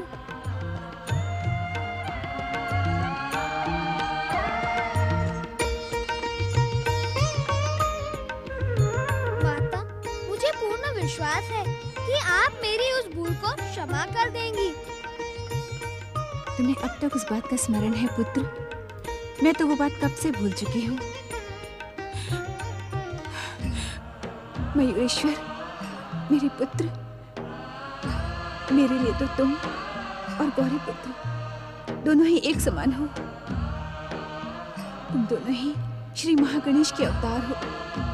तुम दोनों ने मेरे मातृत्व को धन्य किया है। मैं कब से तुम्हारी प्रतीक्षा कर रही थी। आज स्वयं कैलाश आकर तुमने मेरी प्रतीक्षा का अंत कर दिया। नंदी महाराज, मयूरेश्वर के लौटने पर भी माता की आंखों में आंसू क्यों? माता, मयूरेश्वर श्री गणेश के कैलाश लौटने पर आपको तो प्रसन्न होना चाहिए। आप आंसू क्यों बहा रही हैं माता? गण प्रमुख नंदी महाराज, माँ की ममता का अनुमान लगाना किसी के वश में नहीं होता। लंबी प्रतीक्षा के पश्चात आज मयूरेश्वर को देखकर गौरी की आंखों में जो आंसू हैं, वे इनके आनंद की सूचना दे रहे हैं। माता और पिता के आशीर्वाद से पुत्र के लिए संसार का कठिन से कठिन कार्य सरल हो जाता है। मुझे आशीर्वाद दे पिताश्री। मेरा आशीर्वाद सदा तुम्हारे साथ है पुत्र। हम जानते हैं उग्र के पुत्र अमर वरदानी सिंधु दैत्य के अत्याचारों से संसार को मुक्ति प्रदान करने के लिए श्री महागणेश की इच्छा से तुम पुनः अवतरित हुए हो। सिंधु का वध मयूरेश्वर के द्वारा होगा स्वामी? हाँ देवी, परंतु वो समय अभी दूर है। मयूरेश्वर, आज्ञा पिताश्री। सिंधु के वध तक तुम यही कैलाश में रहकर अपनी माता को पुत्र सुख प्रदान करो। जो आज्ञा पिताश्री। एक बात तो बताओ मयूरेश्वर, तुम गौरी पुत्र गजानन को कहाँ छोड़ आए? मैंने कुछ समय पहले अपनी दिव्य दृष्टि से तुम्हें गौरी पुत्र के साथ आकाश में विचरण करते देखा था। क्षमा करें माताश्री, आपकी स्नेह की छाव में आते ही मैं गौरी पुत्र का संदेश देना ही भूल गया। कैसा संदेश पुत्र? गौरी पुत्र श्री गणेश ने कहा था कि वे आपकी सेवा में शीघ्र ही पहुंचेंगे। सर्वशक्ति संपन्न और श्री महागणेश के अवतारी गौरी पुत्र गणेश के लिए चिंतित होने की आवश्यकता नहीं है देवी पार्वती। हो सकता है कैलाश लौटने से पूर्व उन्हें कई महत्वपूर्ण कार्य संपन्न करने पड़े। माता, अपना स्नेह प्रदान करने से पहले मुझे वो मोदक तो दे दो जो आपने गौरी पुत्र के लिए बनाए थे। कब से मैं आपके हाथों से बने मोदक खाने की प्रतीक्षा कर रहा था। इस समय मुझे भूख भी लग रही है। अवश्य पुत्र। आज तो मयूरेश्वर के साथ हम भी मोदकों का भोग लगाएंगे। आपका प्रसाद तो नंदी और भृंगी को भी प्राप्त होगा स्वामी।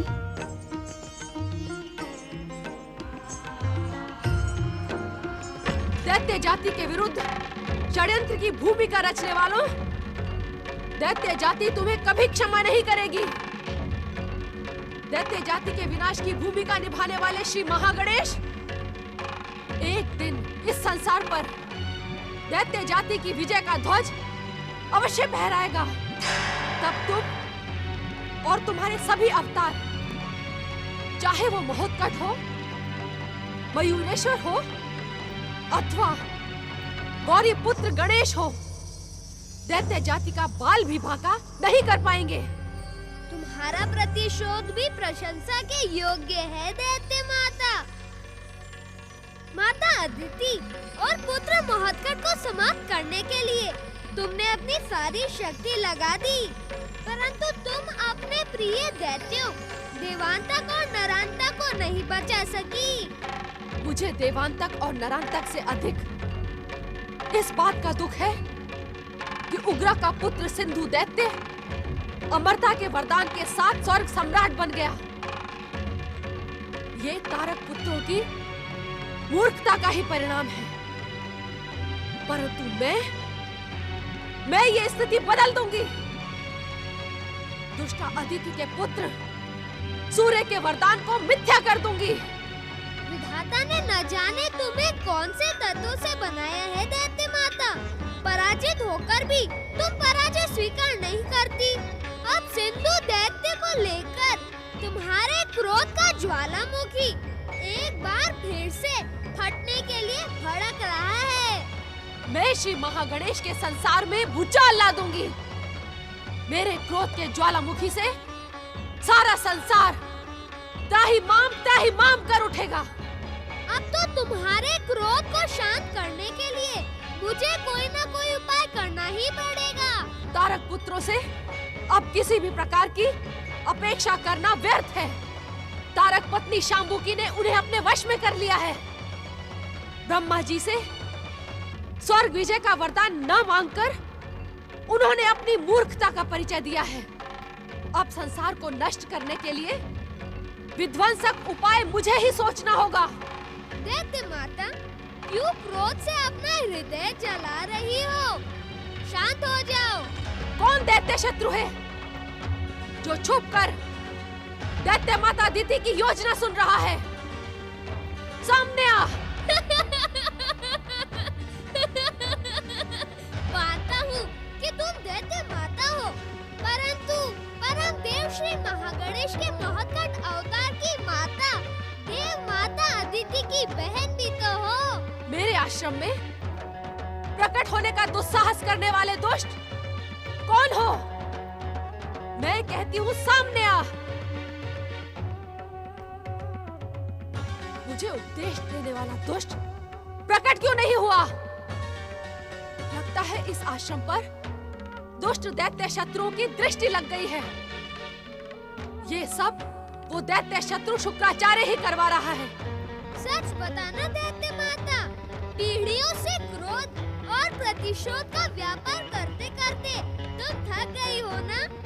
दूसरों के मन को दुख पहुंचाने की कामना करने वाला तुम्हारा कठोर हृदय अपने ही दुख के कारण छली हो गया है ना? कौन है दुष्ट? प्रकट क्यों नहीं होता? दैत्य माता, हर बार तुम्हारे मन में छुपा क्रोध का ज्वालामुखी फटता है, परंतु दूसरों का कुछ भी नहीं बिगड़ता। तुम्हारे अभागे दैत्य ही मारे जाते हैं। और आज की भांति इसी प्रकार हर बार तुम हाथ मलती और दांत पीसती रह जाती हो। तू अवश्य ही कोई मायावी है। तेरा स्वर तो बालकों जैसा है।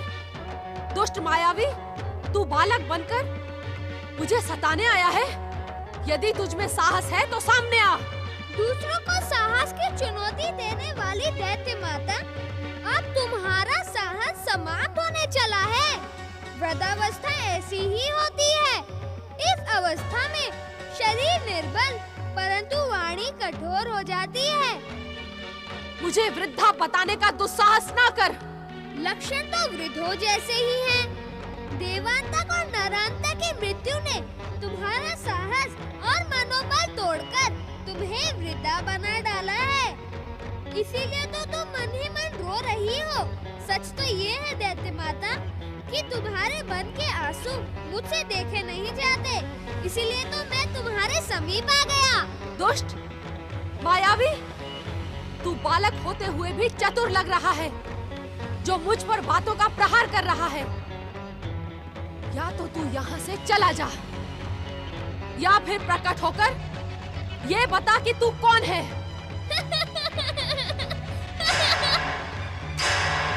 आपकी आज्ञा का सम्मान करते हुए मैं यहाँ प्रकट हो गया। लो, मुझे भली भांति देख लो। इस कश्यप आश्रम से मेरा पुराना नाता है। तुम्हारे पति ऋषिवर कश्यप और तुम्हारी प्रेममयी बहन माता अदिति ने चतुर्मास के समय इस आश्रम में बैठकर परम देव श्री महागणेश की आराधना की थी। देखो दैत्य माता, तुम्हारे क्रोध, प्रतिशोध, दुष्ट और सत्यानाशी विचारों से भी यह आश्रम अपवित्र नहीं हुआ है। दुष्ट गजमुख,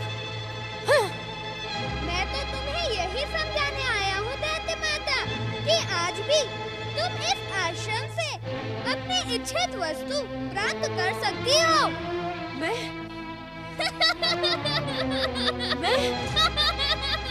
देव ऋषि, आप भी वही सुन रहे हैं जो मैं सुन रहा हूँ?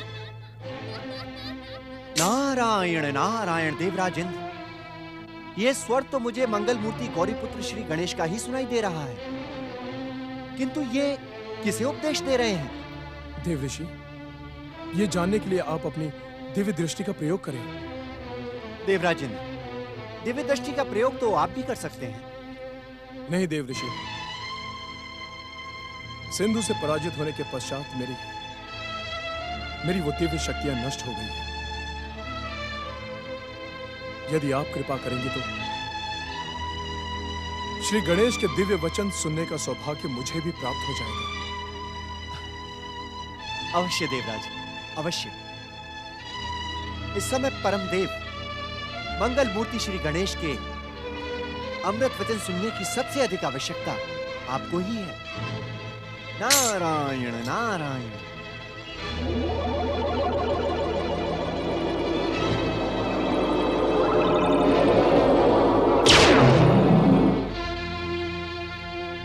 अब आप भी अपनी दिव्य दृष्टि का प्रयोग करें देवराज।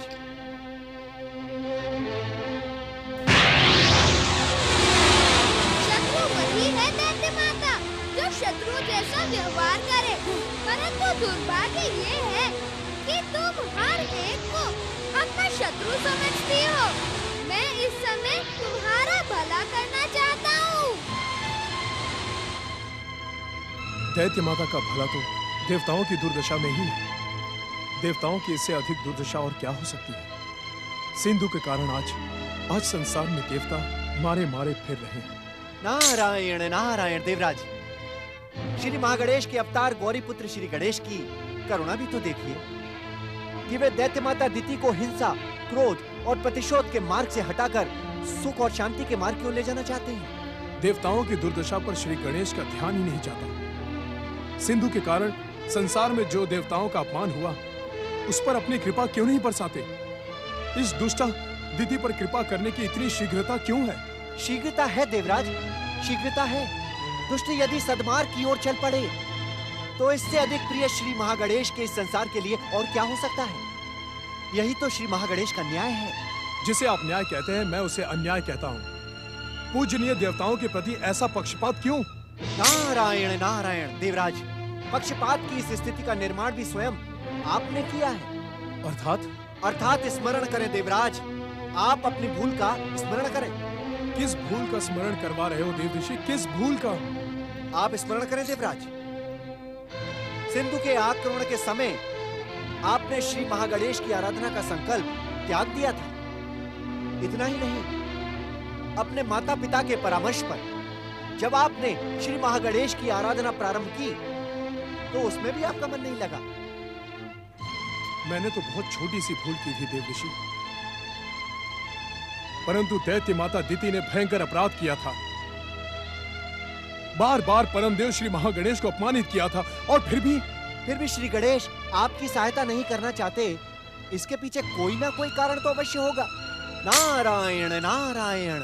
ओम महागणेशाय नमः।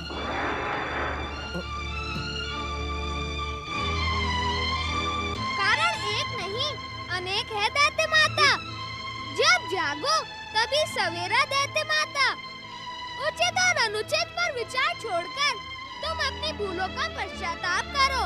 इस संसार के साथ ही परम देव श्री महागणेश की कृपा तुम्हें अवश्य प्राप्त होगी। ना तो मुझे दुष्ट दैत्य शत्रु संसार की कृपा चाहिए और ना ही दैत्य शत्रु श्री महागणेश की। तेरा उद्देश्य अब बहुत हुआ। तू मुझे मेरी भूल स्मरण करवा रहा है। भूल तो तूने की है गजमुख, मेरे इस आश्रम में आकर।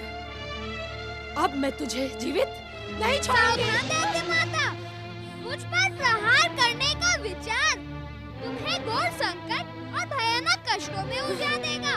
मैं तुम्हारे कष्टों का अंत करने के लिए यहाँ आया हूँ। मुझे मेरे कष्टों से कोई मुक्ति नहीं दे सकता। सब मेरे शत्रु हैं, सब मुझे अपमानित करना चाहते हैं। तुम्हारे मन में इसी बात का दुख है न दैत्य माता कि देवांतक और नरांतक की मृत्यु के पश्चात उग्रा के पुत्र सिंधु दैत्य ने स्वर्ग पर अधिकार कर लिया है।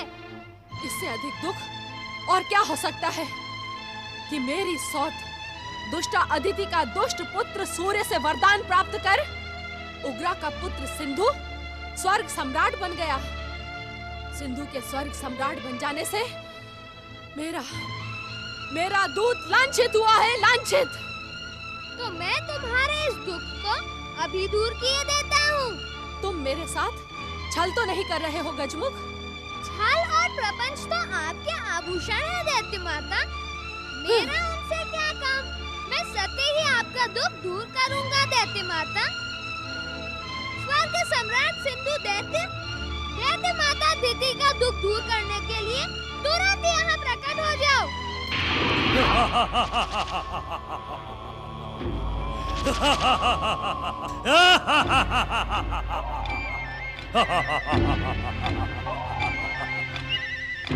देखो दैत्य माता, स्वर्ग सम्राट सिंधु दैत्य मेरे एक ही पुकार पर आपकी सेवा में आ खड़ा हुआ है। अब आप चाहें तो इनके साथ जाकर स्वर्ग की राजमाता बन सकती हैं। दुष्ट सिंधु, तूने दैत्य वंश में जन्म नहीं लिया, फिर भी स्वयं को दैत्य बताता है। तू उग्रा का पुत्र है। मेरी इच्छा के विरुद्ध तूने स्वर्ग पर अधिकार कैसे कर लिया? स्वर्ग सम्राट का अपमान करने वाली दुष्टा, पहले ये बता कि तू है कौन? क्या तुझे अपना जीवन प्रिय नहीं? स्वर्ग सम्राट को अपशब्द कहने की क्षमा याचना कर, अन्यथा तुझे एक ही प्रहार में यमलोक पहुंचा दूंगा। तू दुष्ट होने के साथ साथ मूर्ख भी है सिंधु। क्या तू नहीं जानता कि दैत्य माता अदिति का क्रोध तुझे क्षण मात्र में भस्म कर देगा? तू दैत्य माता अदिति है ये तो तूने स्वयं ही बता दिया, परंतु क्या तू ये नहीं जानती कि दैत्य माता का गौरवपूर्ण पद अब तेरे पास नहीं, मेरी माता उग्रा के पास है। और दैत्य माता उग्रा की सौगंध, यदि तूने अब एक भी भूल की तो मैं तुझे जीवित नहीं छोड़ूंगा। इस संसार में दैत्य माता के पद पर केवल दिति ही सुशोभित हो सकती है। तूने और तेरी माता ने मानव कुल में जन्म लिया है। तू स्वयं को दैत्य बताने की भूल ना कर। तेरे हट ने तुझे मृत्यु के द्वार पर पहुंचा दिया है। मैं स्वर्ग सम्राट सिंधु दैत्य तुझे मृत्यु दंड देता हूँ। मेरी शरण में आ जाओ दैत्य माता। शरण में आने वाले की रक्षा करना मेरा कर्तव्य है। इस दुष्ट से मेरी रक्षा करो गजमुख। अब सिंधु के प्रहारों से तुम्हें तारक पुत्र ही बचाएंगे। मैं उन तीनों को ही यहाँ बुला लेता हूँ। तारक पुत्रों, तारकाक्ष, कमलाक्ष, मिथुन, माली, यहाँ प्रकट होकर दैत्य माता अदिति की रक्षा करो।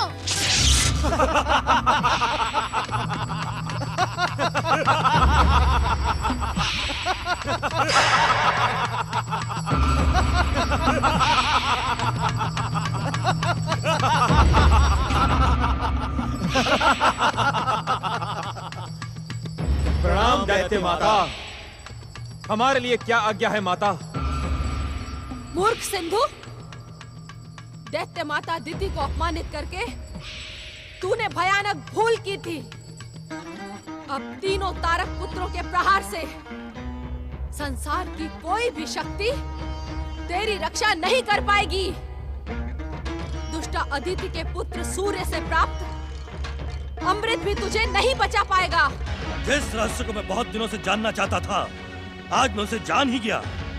आज मुझे पता चला कि वीर दैत्य जाति संसार पर अपना अधिकार स्थायी क्यों नहीं रख पाती। वीर दैत्य जाति की पराजय का कारण तू है मूर्खा। अपनी मृत्यु सामने देखकर भी तू मुझ पर आरोप लगा रहा है दुष्ट। मेरी इच्छा मात्र से ही तेरी मृत्यु इतनी भयानक हो जाएगी कि तेरे कुल में जन्म लेने वाली 21 पीढ़ियां दैत्य माता अदिति के नाम से थर थर कांपने लगेंगी। परंतु मेरे विकराल प्रहार से तेरे कुल में जन्म लेने वाली 21 पीढ़ियां विकलांग और मंद बुद्धि होकर जन्म लेंगी। अरे मूर्खा, सच तो यह है कि वीर दैत्य जाति आज तक तेरे ही कारण पराजित होती रही है। तेरा क्रोध ये नहीं देखता कि वो किससे टकराने जा रहा है। अभिमान न कर मूर्ख, हमारे प्रहार तुझे क्षण मात्र में यमलोक पहुंचा देंगे। हमारी वरदानी शक्ति तुझे मसल कर रख देगी। हम स्वयंभू सम्राट तारकासुर के पुत्र हैं, जिनका नाम सुनने मात्र से संसार की शुभ शक्तियां थर थर कांपती थी। परंतु तुम्हारा भगा पिता भी इसी दुष्टा के प्रतिशोध की ज्वाला में भस्म हो गया था। तुम भी जीवित नहीं बचोगे। क्या तुम्हें मेरी भयानक विध्वंसक शक्ति का ज्ञान नहीं? क्या तुम ये नहीं जानते कि मुझे देखकर स्वर्ग सम्राट इंद्र भी स्वर्ग छोड़कर कायरों की भांति भाग गया था? देखते क्या हो, प्रहार करो। प्रहार करने तक तो मैं तुम तीनों को दैत्य मानकर क्षमा कर रहा हूँ, परंतु प्रहार करने के बाद मैं तुम तीनों के साथ शत्रु के समान व्यवहार करूंगा। व्यवहार तो तब करोगे दुष्ट, जब तुम हमारे प्रहारों से जीवित बचोगे। प्रहार!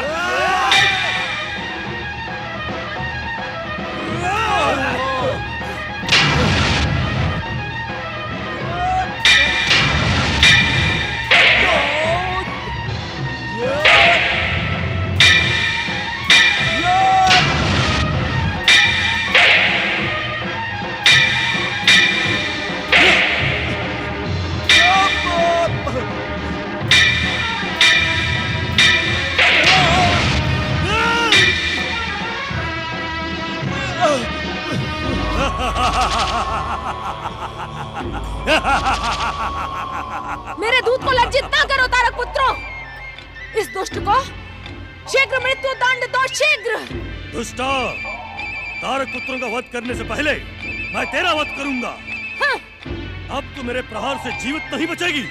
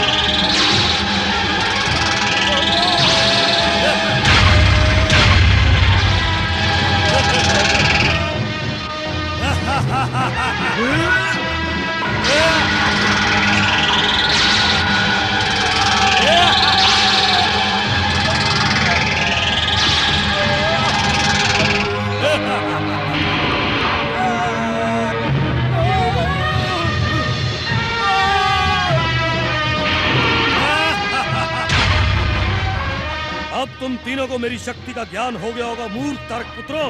यदि तुम मेरे हाथों मरना नहीं चाहते तो इसी समय अपनी भूल और मूर्खता की क्षमा मांगो, अन्यथा मैं तुम्हें इसी समय यमलोक पहुंचा दूंगा। अपनी कायरता का परिचय ना दो तारक पुत्रों।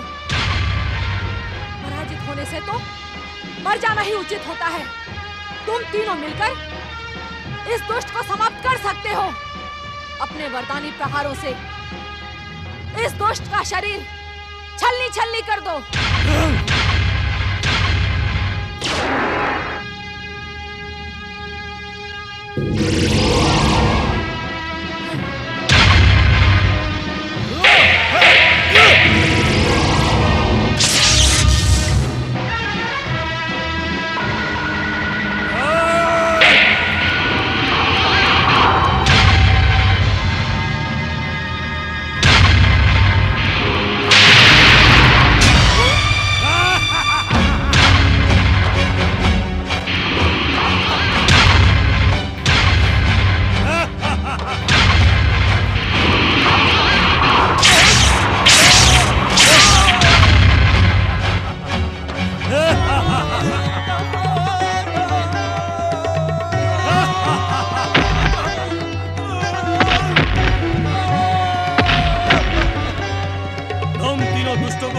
समाप्त कर देना वरदानी सिंधु के लिए चुटकियों का खेल है, परंतु मैं तुम्हें जीवन दान देता हूँ। मुझे चुनौती देने के अपराधी तुम तीनों नहीं, ये दुष्टा दिति है। सिंधु, तू दैत्य माता दिति के प्रतिशोध को नहीं जानता। मेरा क्रोध तुझे अधिक समय तक स्वर्ग में नहीं रहने देगा।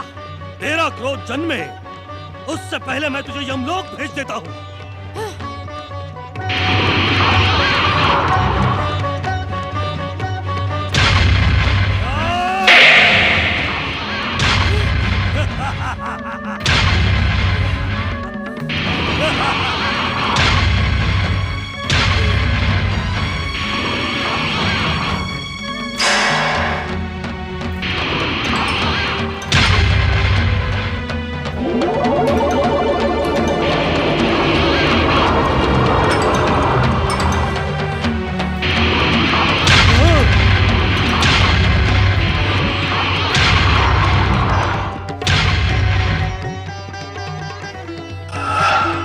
ये नहीं समझ पा रहा हूँ कि गौरीपुत्र श्री गणेश इन दुष्टों के जीवन की रक्षा क्यों कर रहे हैं।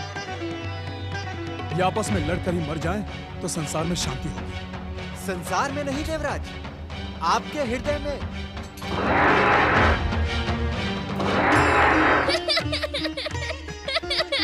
नारायण नारायण, आप धन्य हैं गौरीपुत्र, आप धन्य हैं। देवर्षि, क्या आप भी दैत्यों की शक्ति परीक्षण का खेल देख रहे थे?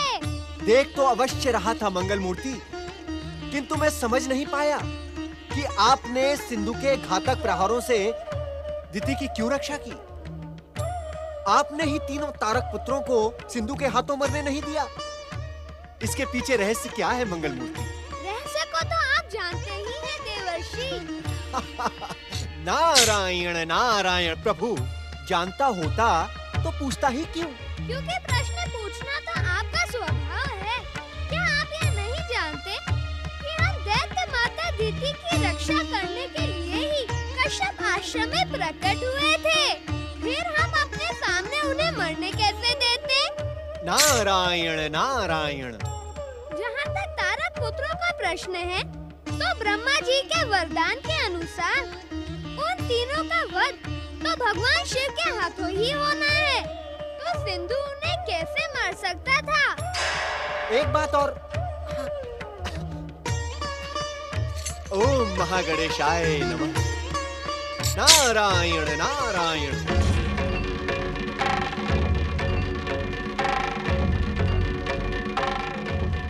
तुम तीनों की कायरता देखकर मेरा मन करता है कि मैं अपने हाथों से तुम तीनों का वध कर दूं। स्वयंभू सम्राट तारकासुर ने उस राक्षसनी शांबुकी के साथ विवाह करके भयानक भूल की थी। उसी के कारण तुम तीनों कायर और निर्बल हो। क्या आपने हमें सिंधु दैत्य के हाथों मरवाने के लिए बुलवाया था दैत्य माता? आज यदि ब्रह्मा जी का वरदान हमारी रक्षा नहीं करता तो हम सिंधु के क्रोध से अकारण ही मारे जाते हैं। आप जानती हैं दैत्य माता, हमें स्वर्ग में तनिक भी रुचि नहीं है। हम अपने त्रिपुरों में सुखी और शांत थे। सच सच बताइए, आपने हमें यहाँ बुलाकर हमारी ऐसी भयानक दुर्दशा क्यों करवाई? मैंने तुम तीनों को यहाँ नहीं बुलाया। तुम तीनों उस गजमुख की इच्छा से यहाँ आए हो, परंतु उस राक्षसी शांबुकी ने तुम्हारे भीतर जो कायरता भर दी है, आज उसका प्रमाण मैंने अपनी आंखों से देखा। हमारी माता को दोष देने की भूल ना करें आप। पिताश्री की मृत्यु के पश्चात हमारा जन्म हुआ, परंतु हमारी महान माता शांबुकी ने एक क्षण के लिए भी पिताश्री का भाव खटकने नहीं दिया। उनके स्नेह और संस्कारों के कारण ही आज हम वरदानी, स्वर्णपुर, रजतपुर और लोहपुर के स्वामी हैं। उस राक्षसनी शांबुकी की मेरे सामने मिथ्या प्रशंसा ना करो।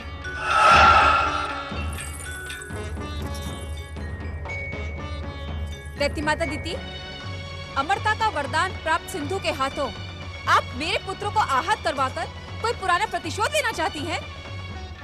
तेरा और मेरा प्रतिशोध तो उसी दिन प्रारंभ हो गया था जब तू स्वयंभू सम्राट तारकासुर की पत्नी बनी थी। तू तो तारक की पत्नी बनने के योग्य ही नहीं थी। दुष्ट शुक्राचार्य ने षड्यंत्र करवा के तेरा और तारक का विवाह करवा दिया। आप भूल कर रही हैं दैत्य माता। मेरा विवाह दैत्य गुरु शुक्राचार्य ने नहीं, अपितु आपने स्वयं निश्चित किया था। तब मैं शुक्राचार्य का खेल पहचान नहीं पाई थी। उसने दुष्ट दैत्यों के साथ साठगांठ करके मुझे भ्रमित किया। तेरे ही कारण दैत्य जाति के सौभाग्य पर कलंक का टीका लग गया। मुझे लांछित करने की भूल ना करें आप। तुझे लांछित करने की भूल तो विधाता ने की है। विवाह के कुछ सालों के बाद ही तेरा दुर्भाग्य तेरे स्वामी को निगल गया। इससे अधिक कलंक तेरे लिए और क्या हो सकता है? दैत्य माता, दैत्य माता, दैत्य माता, दैत्य माता, दैत्य माता, अपनी वाणी पर अंकुश लगाएं, अन्यथा मेरा क्रोध ये भूल जाएगा कि आप स्वयं भू सम्राट तारकासुर की पितामही हैं। शांभुकी, सावधान दैत्य माता, सावधान, सावधान।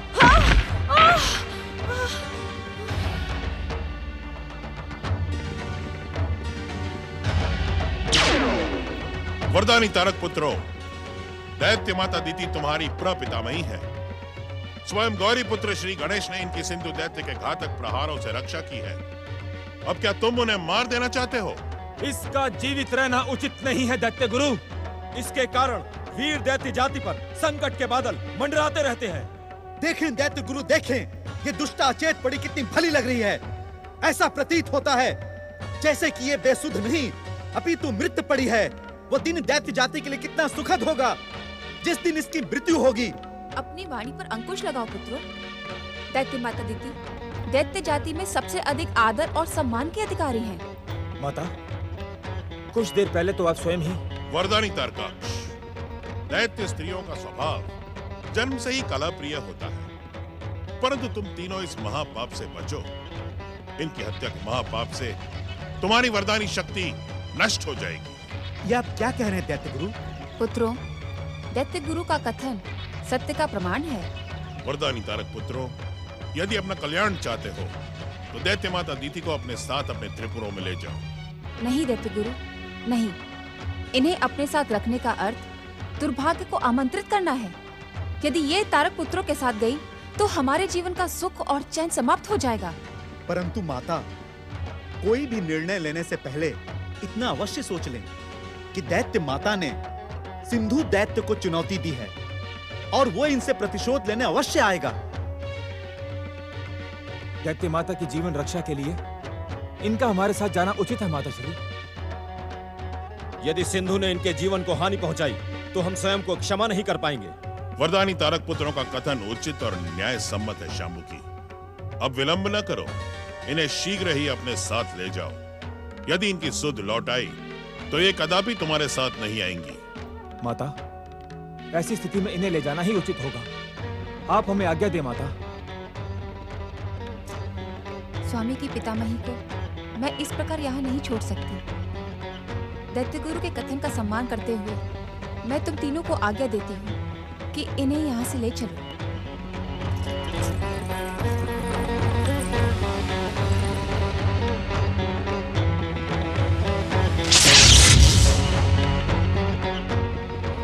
महादेव, आप सदा दैत्य जाति पर कृपा करते हैं। एक कृपा और करें देवादिदेव, दैत्य माता दीति का क्रोध, प्रतिशोध और प्रतिरोध शांत हो जाए और इनके मन में आपके लिए भक्ति और प्रेम की भावना जन्म ले। ओम नमः शिवाय।